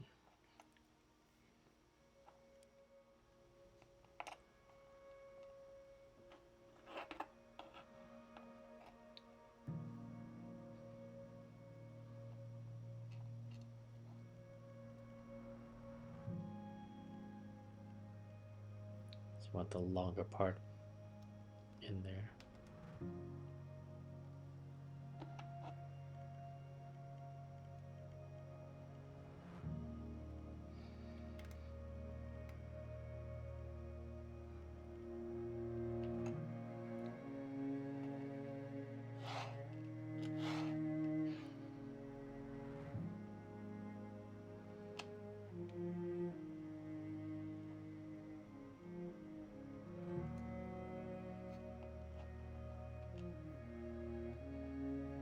This part was kind of confusing. I didn't realize you're supposed to put it in there and then push it in. I was trying to assemble that. There's nowhere for it to go. I didn't know you could push it in. You see here, let's just push it in.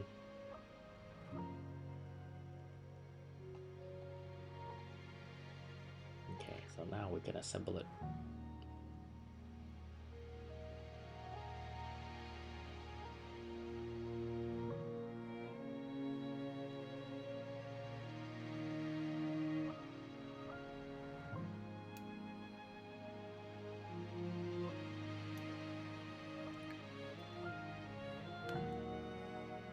Like I said, there's a lot of little pieces that goes together.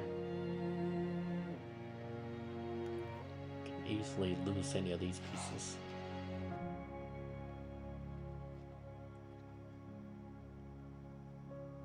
And they don't have a whole lot of extra pieces for you. Most of the pieces have been used.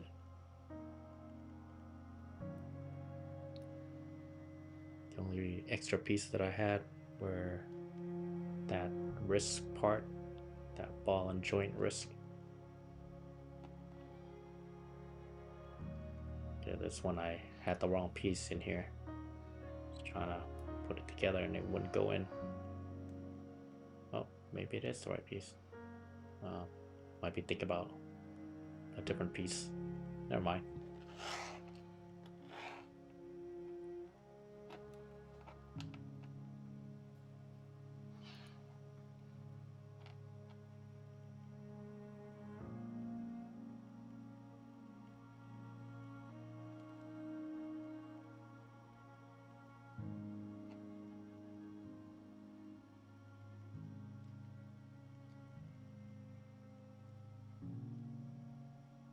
This was confusing.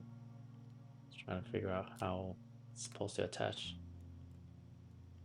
And that's how you do it. Right in the middle.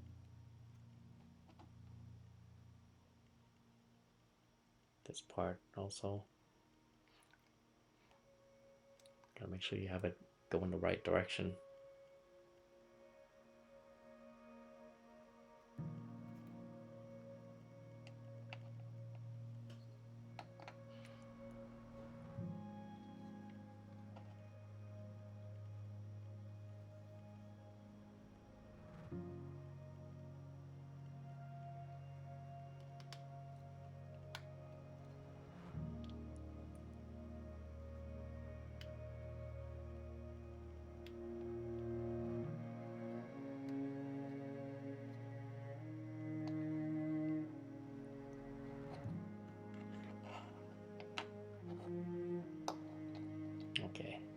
ready to assemble all 3 pieces.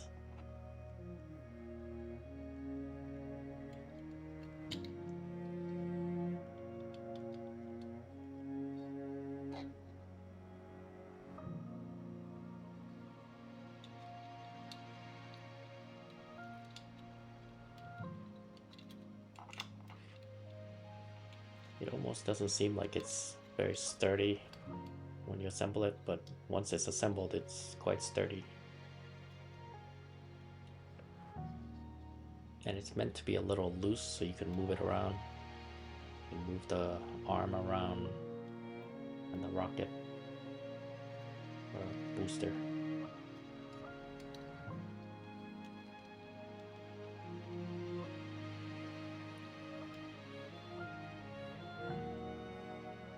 That's one side done.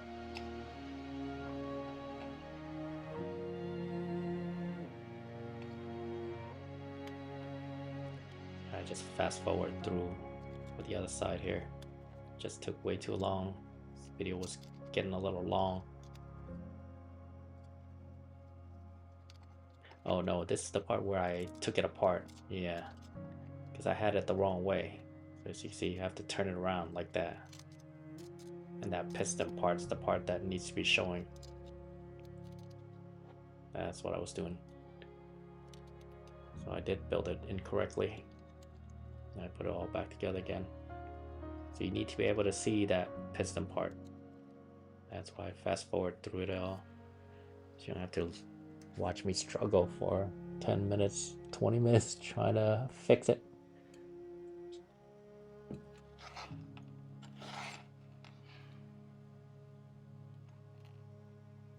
I believe for this one, I'm gonna do it correctly.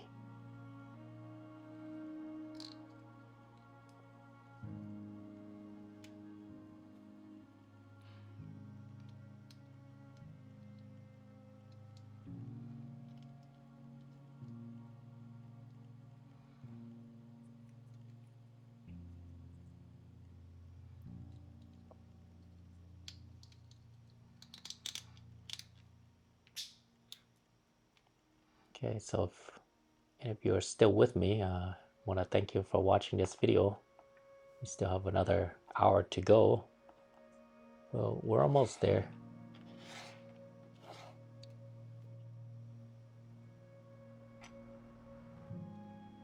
And I hope you also are enjoying my commentary, which I started not too long ago. Just to give you guys some more insights. And there are a lot of things that I wanted to say, but I didn't want to put it all in a text for you to read. It would be easier just me saying it.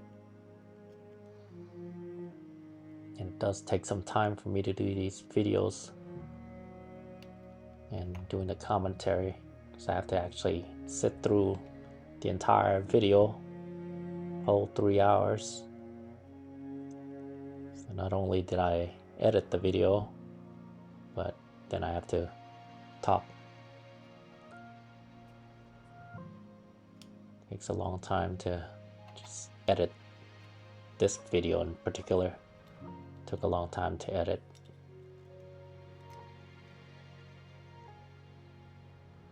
Okay, so this one, see, I did it correct way now, with the pistons on that side. It's a little difficult to squeeze the end part there. It just wouldn't come together.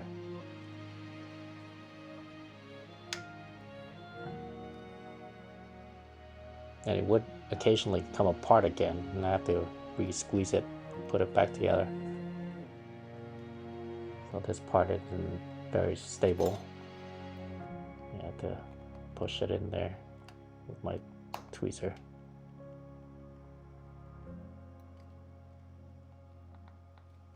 Did like put a little scar in the plastic, but not noticeable. But yeah, these videos take a long time, especially this one. There's a lot of editing.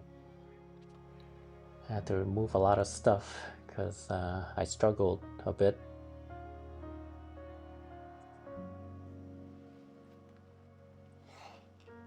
I think the building part wasn't the problem, it was trying to convert it from the armor parts into a vehicle. That was the most difficult part of the whole build here, and you'll see later. I just pretty much edit all of it out, or almost all of it. Just skip to the end build because it just took too long. You're just watching me struggling throughout the whole thing. And here I had the wrong piece on, and I finally found the right piece here. So yeah, at the end, I just edit a whole bunch of stuff out because I just struggled so much trying to convert it to a vehicle mode and then trying to get the character to ride the vehicle. He just wouldn't cooperate, wouldn't fit. I mean, I finally got it to work, but yeah, took a while. Took a very long while. Probably took me about 30 minutes.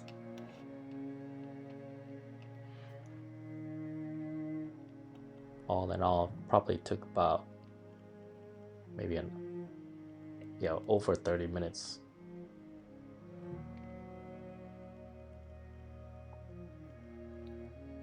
Or even an hour, because I edit a whole bunch of it out. So yeah, probably an extra hour. That's why I had to edit the whole thing out. I was trying to keep it under 3 hours. So this is the part where it doesn't hold well together. The fingers keep falling, as you can see here. And it constantly kept falling over and over again. But I just decided to edit all of that out, like 20 minutes, 10 or 20 minutes worth of it. I'll be struggling, trying to put it in there.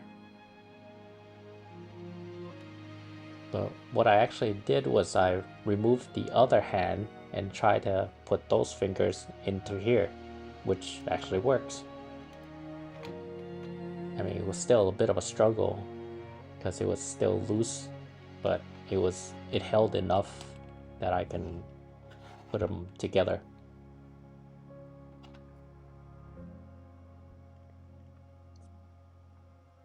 But yeah, that was kind of difficult putting the fingers on there.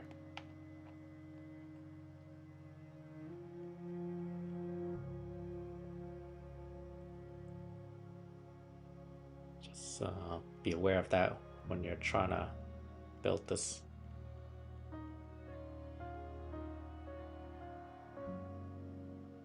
Yeah, see, once again, I've forgotten how to put this together, even though I just finished one.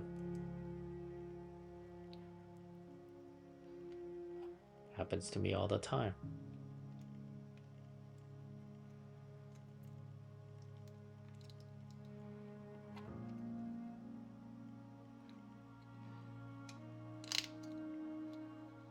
So yeah, back to what I was saying before.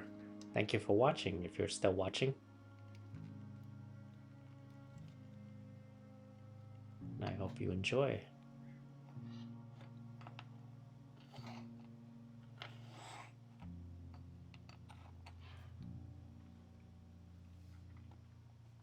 I don't have a whole lot of stuff to say, like some YouTubers. I'm trying my best. Just trying to describe what I'm doing and what to look out for. And that's why I built, because I'm not much of a talker.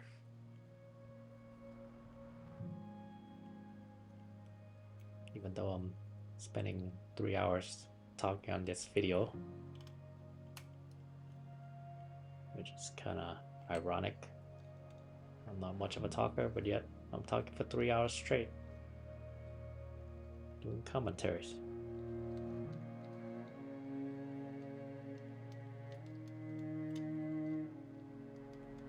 I've always loved movie commentaries, you know, those extra stuff on the disc.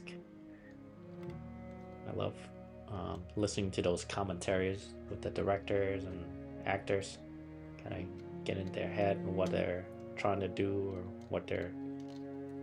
what happened during that scene. So I figured I'd bring it to the modeling and kind of channel a little bit of Bob Ross, if you know who he is, painter. Trying to be as calm speaker like Bob Ross.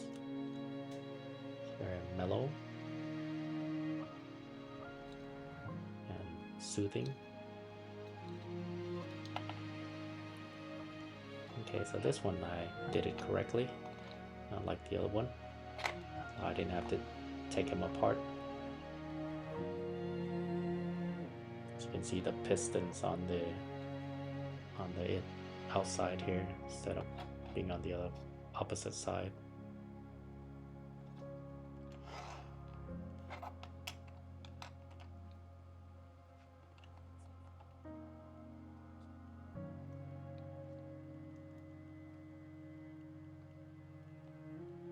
I almost forgot that part.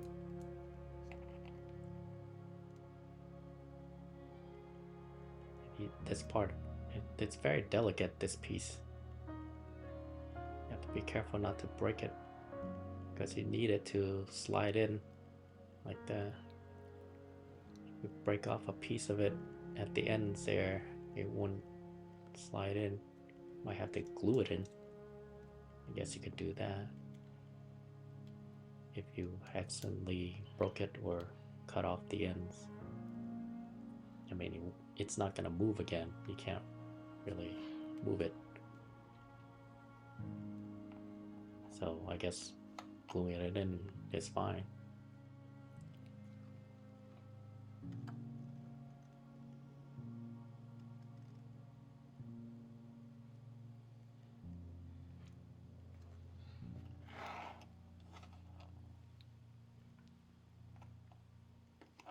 Okay, almost there.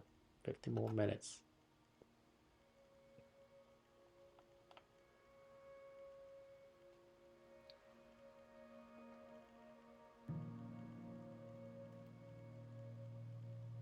So I actually thought about doing a commentary on movies since I love watching movies.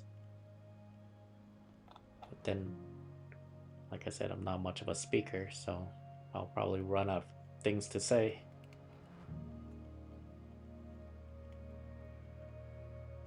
But sometimes when I watch a movie, I'm by myself. I'm talking to myself at the movies. Sort of almost commentary.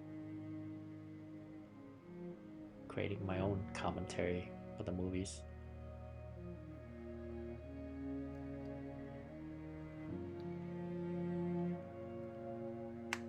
But you know what? If you guys want to see me do that, I'll create another channel. I can create a commentary for movies and TV shows if I have time. I might not. It takes a lot of time to build these models and edit them and then upload them and also make commentaries for them.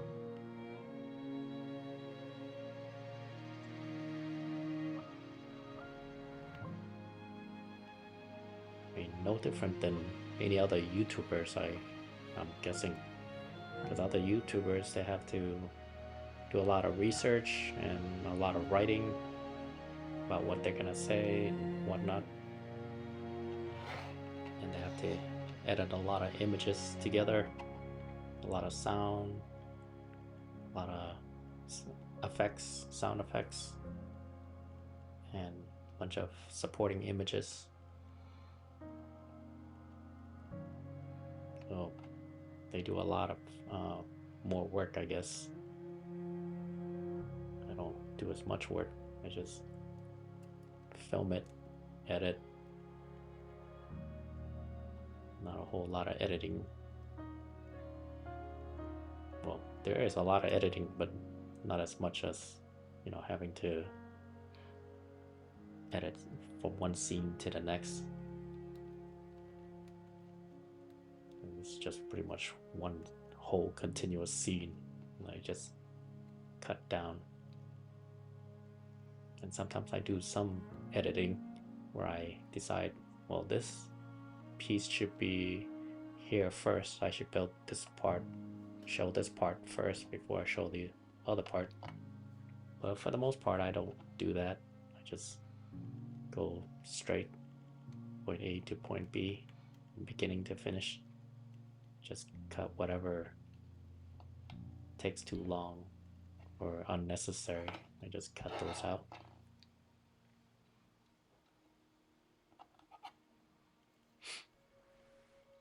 But yeah, speaking of commentary, I do like to do like funny commentaries, comedic kind of stuff, or insightful stuff.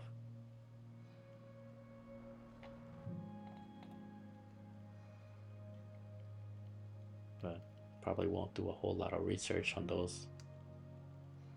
Just like to go off the cuff when I do commentaries, just like this one. These videos, I don't have a script or anything. I just go right off the cuff. I say whatever comes to mind. Oh, here I put this piece in the wrong way. So that piece should be facing your character.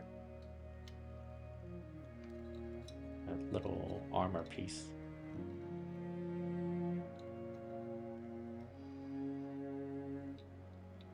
And at first it looks confusing because I don't know which way it's supposed to go. But once you start putting it all together, then it starts to make sense.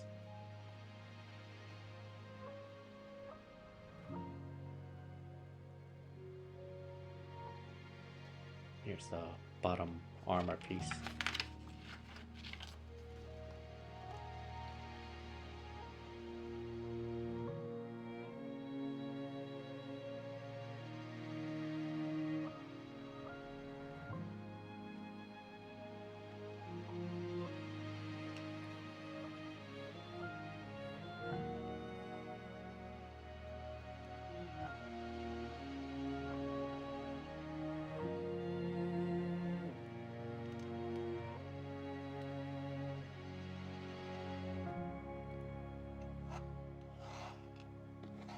And speaking of the commentaries, I'm reminded of this artist that I used to watch on YouTube. She paints and then she would talk, doing commentaries like this as she's painting or showing her painting, just the way I'm doing. Of course, she always had more interesting things to say than what I can say, so I'm not that great at it.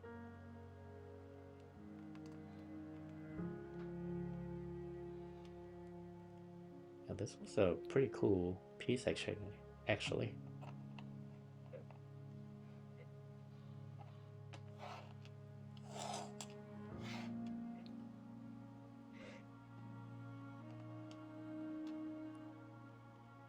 More tiny pieces that could easily get lost or break. Like I said, these are pretty sturdy. Even though they're small pieces, they're quite sturdy. And the plastic's a little bit softer, so it's not gonna break as easily as the other Gundam stuff. And this piece here, this piece keeps falling off. Yeah, it's really annoying. It doesn't stay put. The other side, it's fine, but this side in particular, that piece keeps falling off, that bottom piece.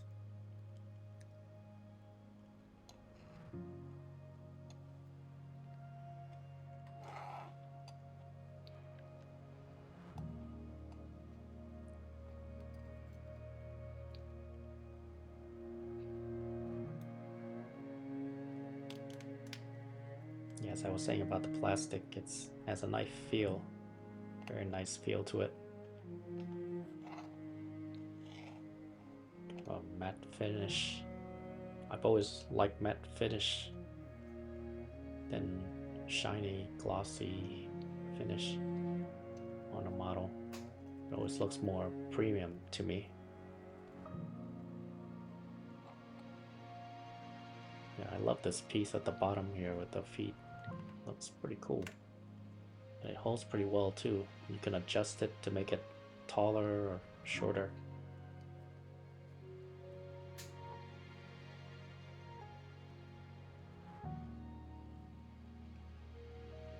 Yeah, see, these pieces are pretty complicated. You gotta really follow the instructions, because it can get confusing pretty quickly.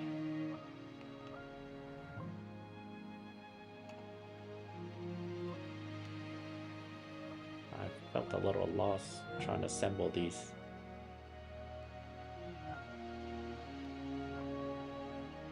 I mean, the instructions are good and all, but sometimes you just have a hard time seeing it and understanding how it all fits together.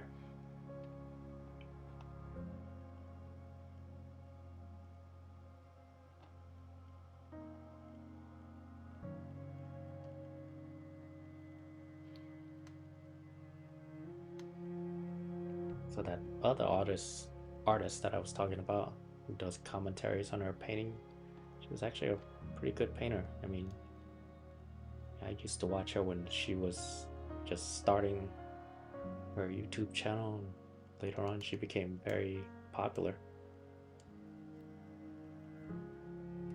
People were commissioning her to do some paintings for them. I haven't watched her channel in a while. I don't know what happened to her now.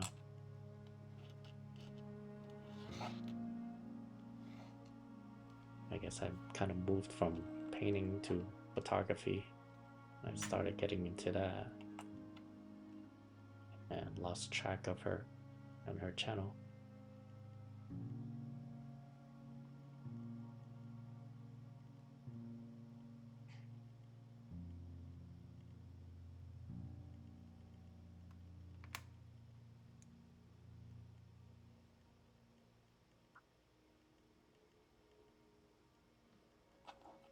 I actually wanted to start a painting channel like hers, but I wasn't a great painter, kind of lazy, so I could do that.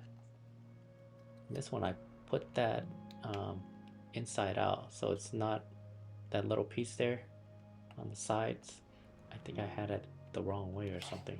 I remember there's one where I placed it the wrong way, incorrectly.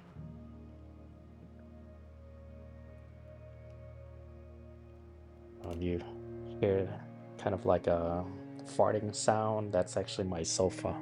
It makes that kind of noise, so it's not me. I'm not farting. I'm just moving my seat.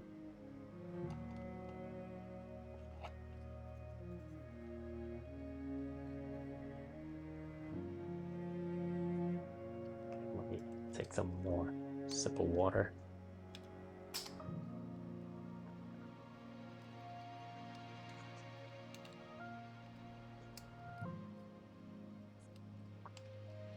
Yeah, you can close this together, and it closed pretty well. But I think I actually, the other side probably did it incorrectly. I think this side I did it correctly, the other side I didn't do it correctly. So it doesn't close flush like this one.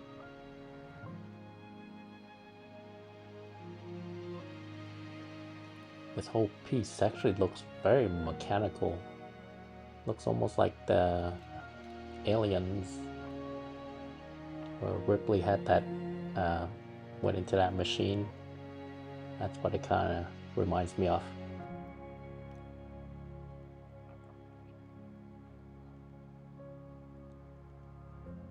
And I'm trying not to say the lines, but I don't want to get demonetized, you know.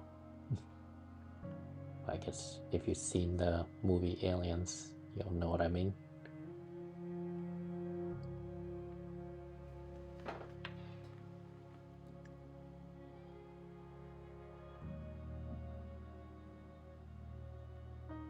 here. I'm just showing you what's possible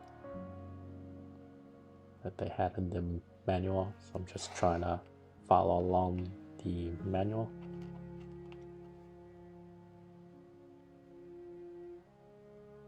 And instructions on how to put them all together.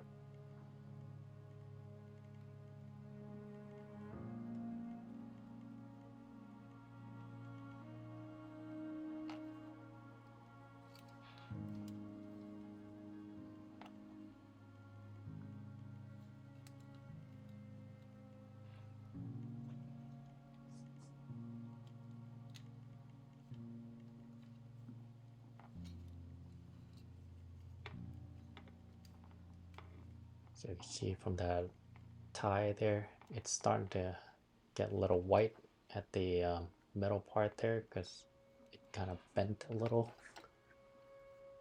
So just be careful with that. I think I kind of bent it a little too much.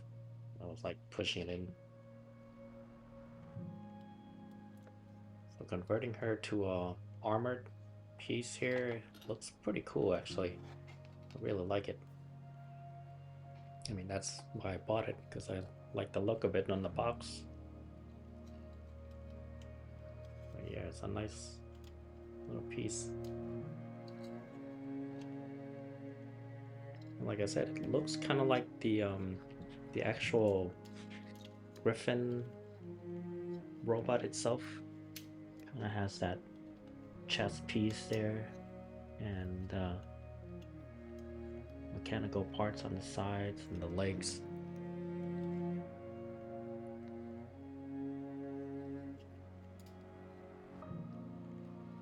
I'm thinking about maybe even getting the actual Griffin.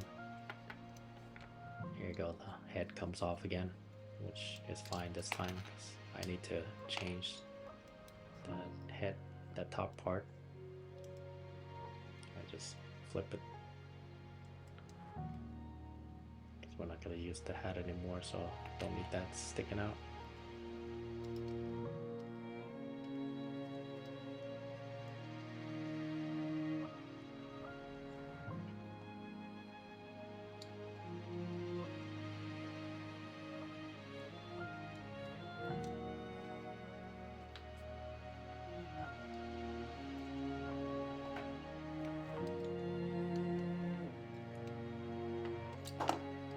There you go. Just wouldn't stick. Maybe it's best to just glue it, because it's not gonna really move all that much.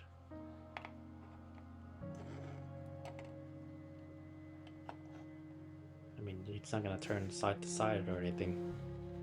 It's the top part of the neck that's gonna turn side to side, not the bottom part. Bottom part just moves kind of forward and backward.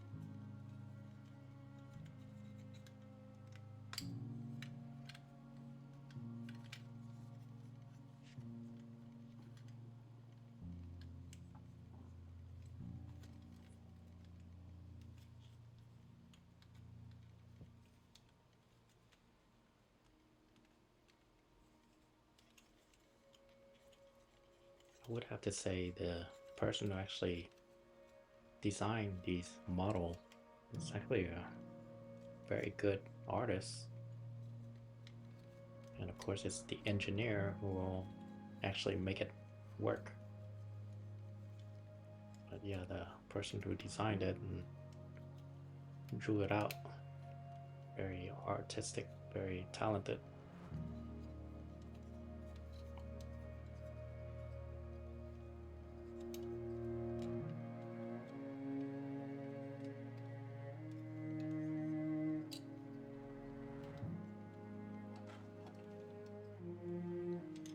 people who do the Gundam models, they're getting better and better from what I've seen in the past to what I see now.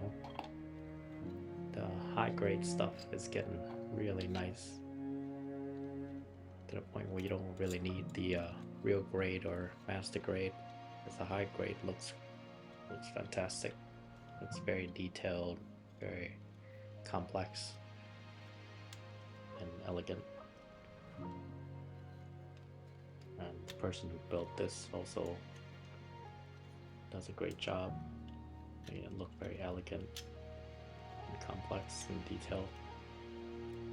Now this I had a hard time in the back here because that part of the gun or knife, the weapon back there, is supposed to go in that hole there, but it just wouldn't fit.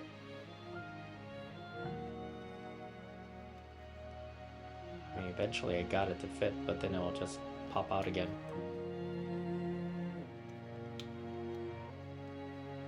So that's one of its flaws. Oh.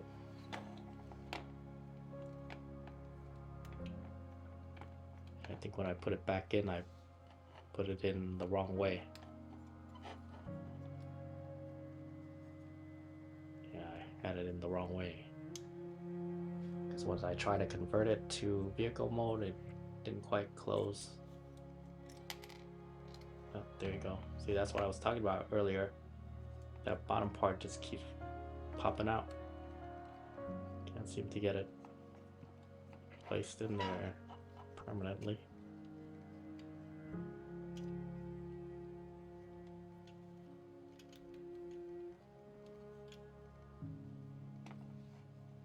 I have to change the hands, which is a kind of a pain there.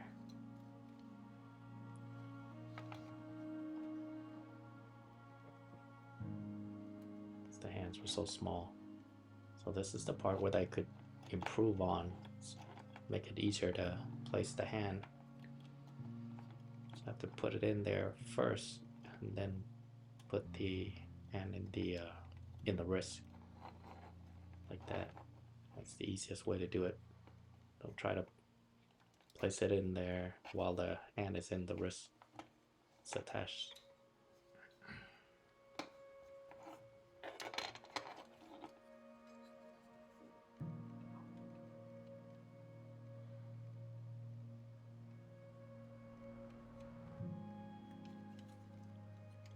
In a way, I think creating human figures actually takes more talent than creating the robotic figures. That's just my opinion, because you have to be like really dead on in terms of proportions for human characters, because if they're not proportional, then you'll notice immediately and you'll say this model doesn't look good. Because it's proportional, it looks great. So that takes some talent there.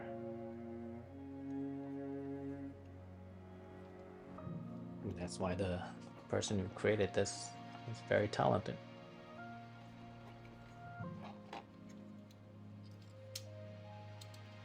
I mean, oftentimes with the Gundam models, you'll see like parts that are not really proportional, which is fine because they're robots.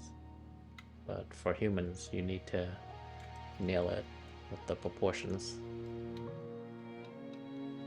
And as you can see, the head is much larger in a human than in a robot. In a robot, the heads are very small looking.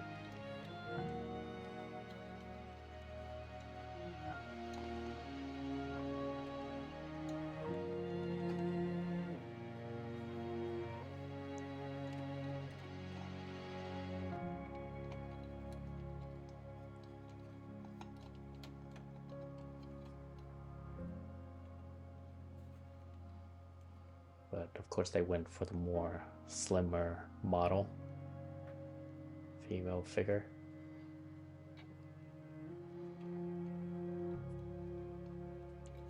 Oh, that's my cell phone. That's not me farting. Just moving seats.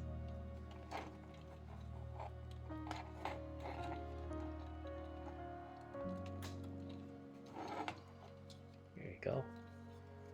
Finished product. And if you didn't notice the feet part, I had to move it around a little bit, that flappy part, just to fit into the foot.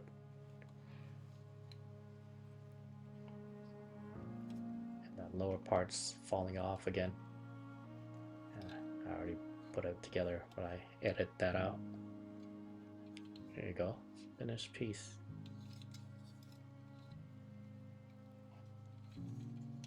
I didn't want to move the mechanical arms too much. I was afraid it might fall apart. And the hair does get in the way a little bit, especially those two strands on the sides. So you gotta be careful. Kind of gets in the way. What I did was I lifted them out of the way and then put them back in place, because it keeps interfering with the other parts. Once you put in the stand, it's fine. Looks great. And it's just a shame that I had to take it apart and put it in the vehicle mode, which I didn't like. Kind of a waste of time.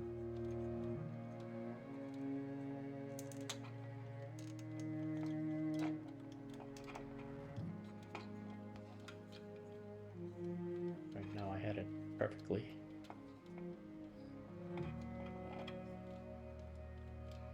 So right now I'm just showing you what's possible on this model, according to what was in the manual. See, the hand keeps falling off too, so that's another annoyance, just like the head keeps popping off.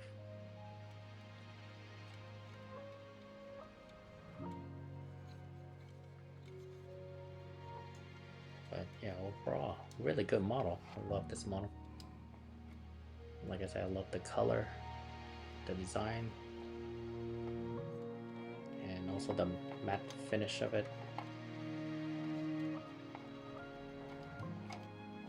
Looks high quality.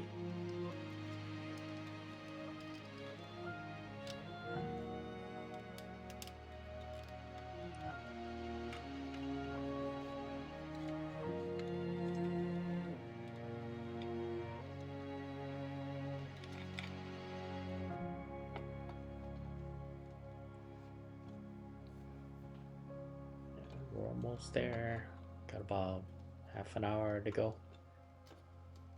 I'm gonna convert her a little bit to the put the helmet on right now, and then convert it to the vehicle mode.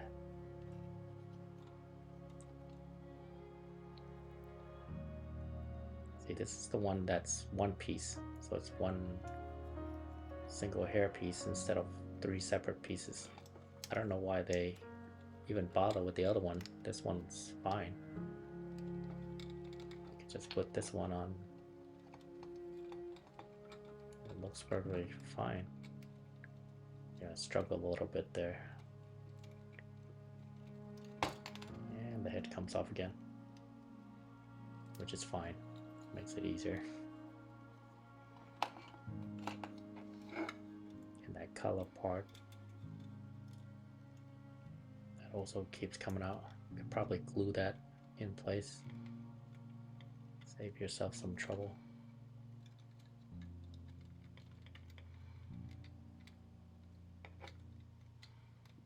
So I guess things you could glue into place is the collar part, the lower neck part, and that bottom part by the feet that keeps falling off. Ooh. Now this plastic piece here in the center, there's the plastic isn't very well manufactured, so there's some bubbles, I guess, that's there, but it's alright, not too bad. And and I'm not going to use it anyway. Just showing you, so it doesn't matter to me. As you can see, it looks pretty cool. I mean, she needs to go underwater. This is actually for underwater. So the actual Griffin, as I've read, is for underwater work. So it's supposed to be for underwater. And that's why they included this helmet.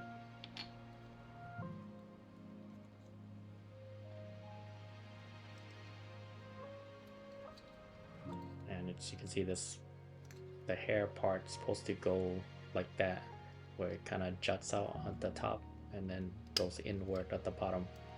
And that's how you put the helmet back there, store it back there.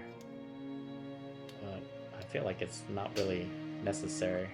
It doesn't look all that great, and you can't really put it back together so well, that helmet back there. So I just leave it out. Don't really need the helmet, but you could always put it there if you want. If you want her to go underwater, or it looks like she's going underwater or coming out of the water.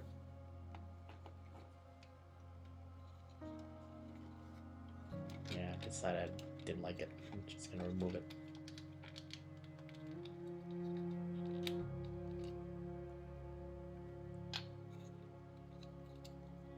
So you see, I always have that hair, those two strands, kind of lift them up, make it easier to do things and then put them back.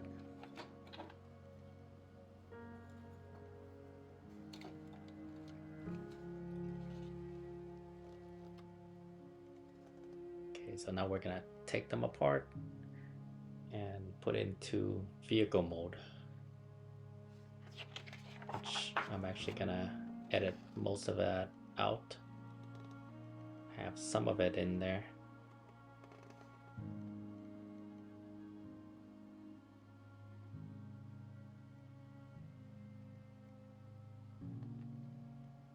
Yeah, it gets pretty complicated. Take it apart, twist it around here and there, twist this around, twist that around, and there's no directions to put it back together again and in the armor mode. So that was kind of a struggle. After I finished the vehicle mode, I spent a lot of times trying to put it back to where it was before in the armor mode. Had to work my way back on the instruction manual, which wasn't very helpful, so I just went with my own instinct and looking at the picture, how it's supposed to look, and going back to how things were actually made at the beginning.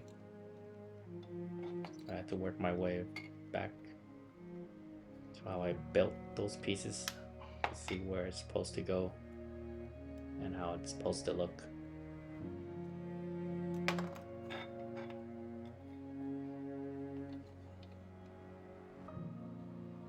Yeah, I really didn't like taking it apart. I wanted to keep it the way it is. It looked great the way it is.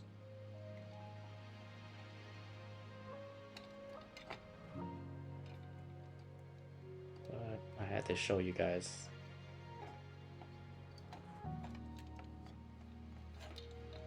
And the head comes off again.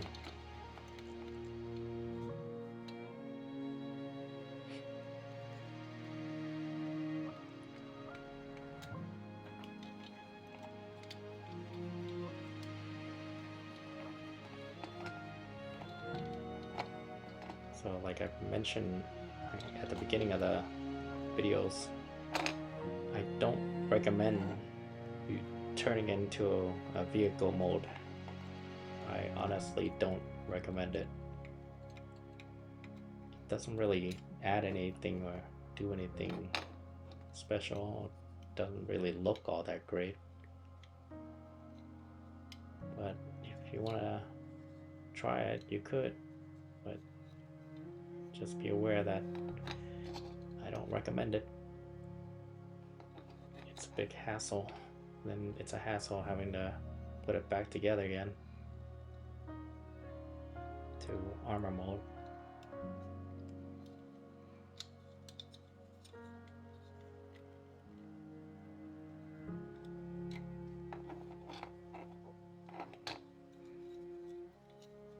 One of the most difficult things about the vehicle mode is trying to get her to sit properly.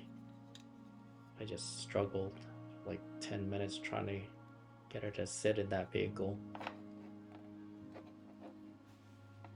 But once I saw the image, they had like that weapon in the back, and once I put that weapon back there, she sat a lot better.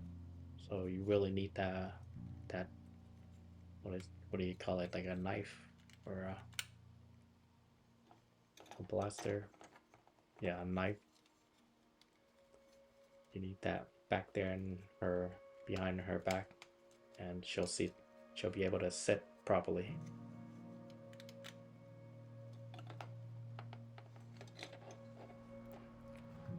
Okay, so she's disassembled. How can I change it? Oh, got some more disassembling.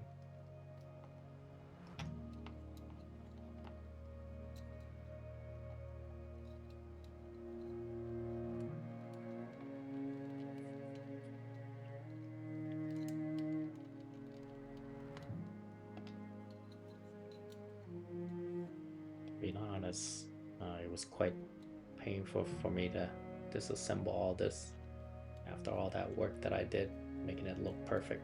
Oh, here it goes again. Disconcerting.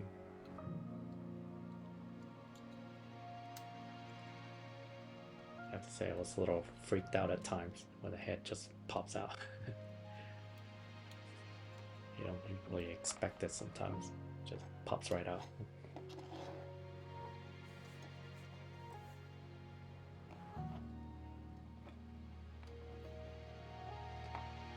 Okay, now we're gonna transform it to vehicle mode. And it gets complicated, let me tell you. Gotta really follow the directions.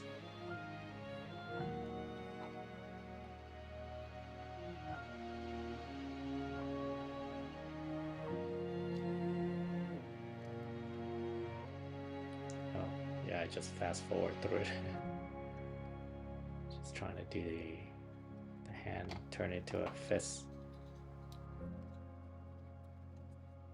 I want to have you guys go through watching it.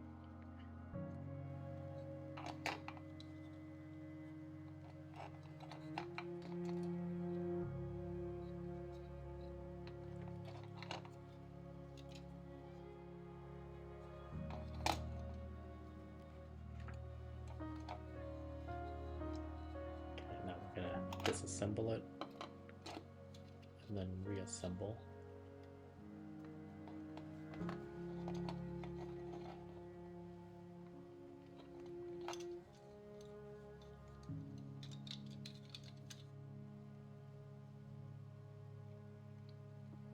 And I actually forgot a couple of pieces that would have been helpful. There's a piece in the back and another piece in the front that would have kept it together, but I didn't realize it until much later.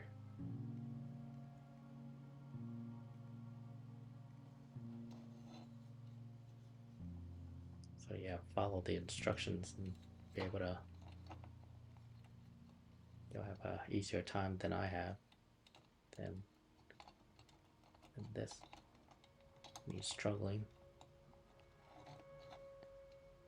You see that part in the back's gonna keep coming apart because I didn't have that extra piece back there. See, it's coming apart already.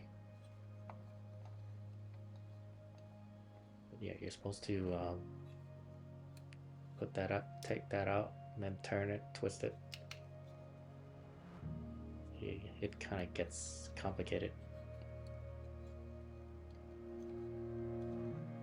When you turn it back into armor mode, you have to remember to twist it back again.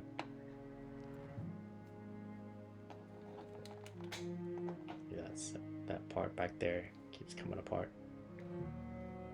On the manual it says to put that part there, but I missed it somehow.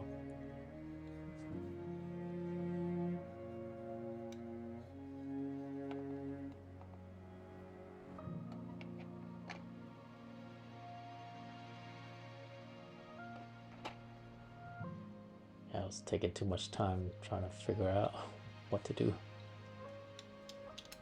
Just edit all that out.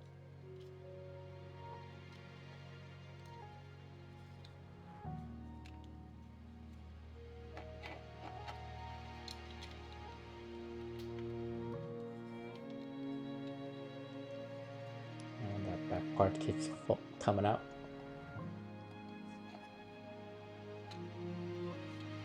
Okay, we're almost there.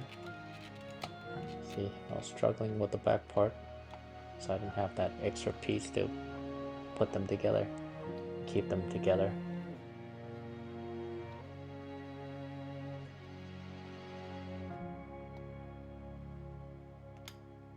Okay, so here's that extra piece.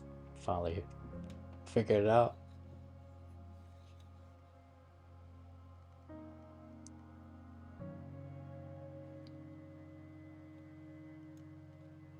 And once you have that piece in there, then it's nice and secured and doesn't come apart as easily.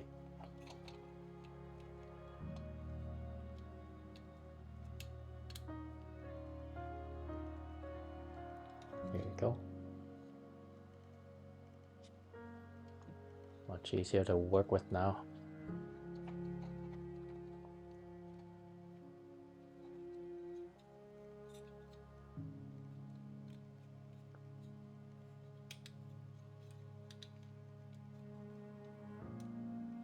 So now we have to transform it and bend it around and then put that in the hole.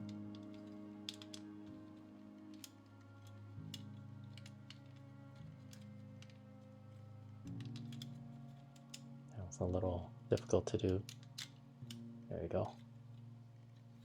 Do the same on the other side. Bend it.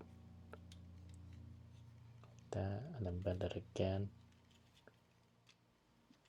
So you're bending it twice at one joint and then at the other joint. I told you it was complicated.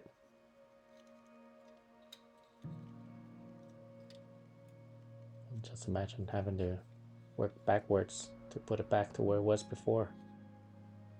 And I get confused what's what. Here you gotta lift it up and then kind of angle it a little bit.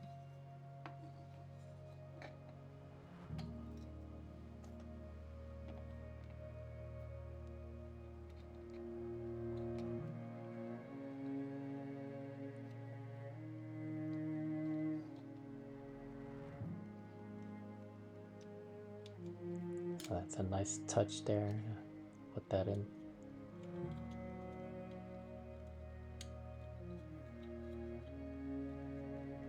See, that's when you know the designer is really thinking when they put those pieces there. That one used to be at the character's arm. Now they're putting it here. It's just smart design. Really intelligent people building these.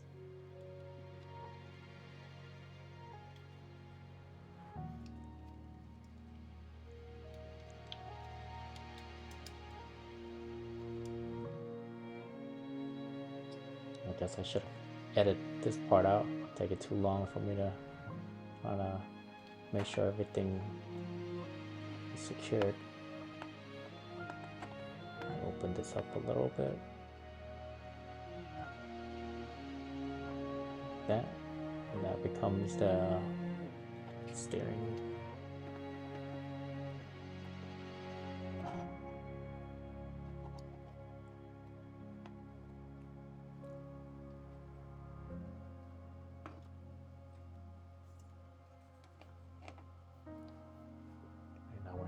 need to adjust the leg part. It's gonna be where she rests her feet.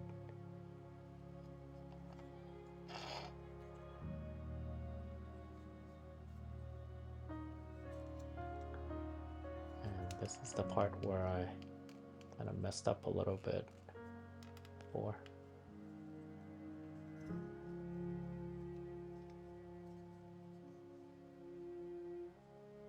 So it's supposed to go the other way, like that. There you go.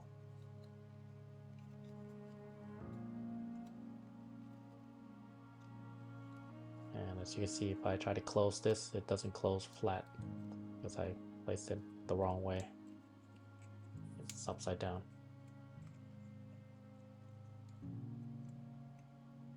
So there you go. I turn it right side up. Now it closes flat. That's the way it's supposed to be. See?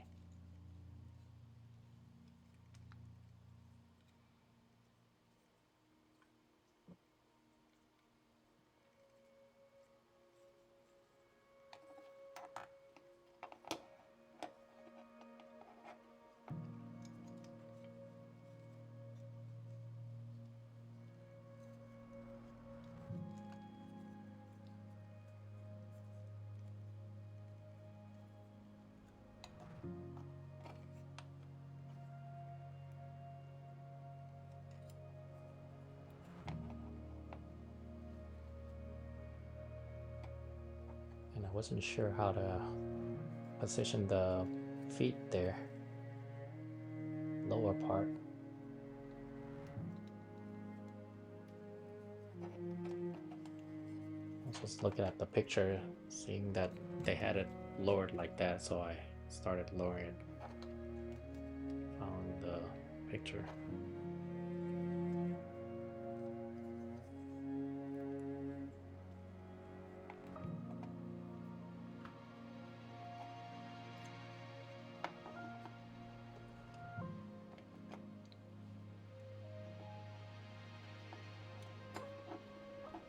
These parts need to be bent a little so she can sit in there and then ride it and grab the handles.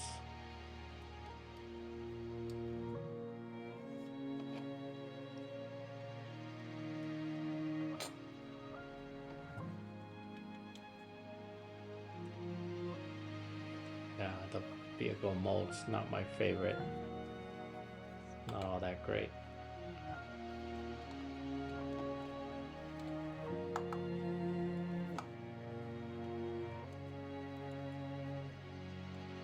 It's also not very stable either.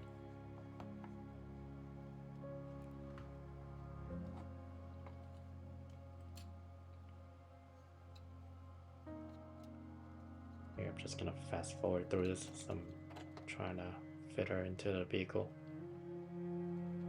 Took me a while.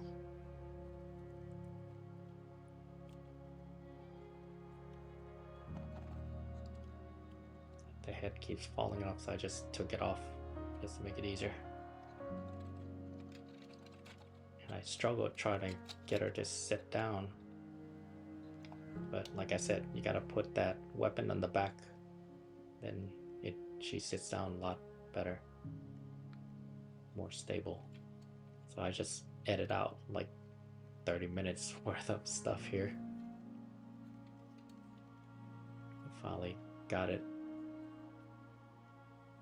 And you need that support piece too in the back of them with the weapon. It just makes it easier for her to sit, as you can see here.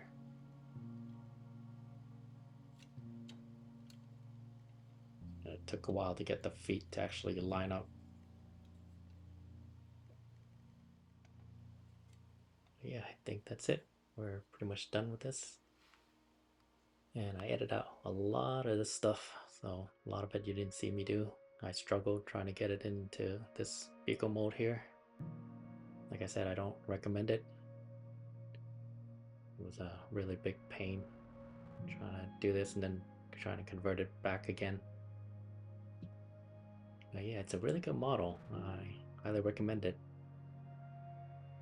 it's premium. It looks premium and it feels premium, but do need to work on it a little bit and get rid of some of the smooth out certain surfaces to make it look nice. But yeah, overall I love this model. I'll probably buy more on of these types of models. And I hope you enjoy my commentary and my videos, building videos. And I will have to see you next time. And thank you for watching, everyone. And don't forget to like and subscribe. And thank you all. I'll see you next time. Bye bye.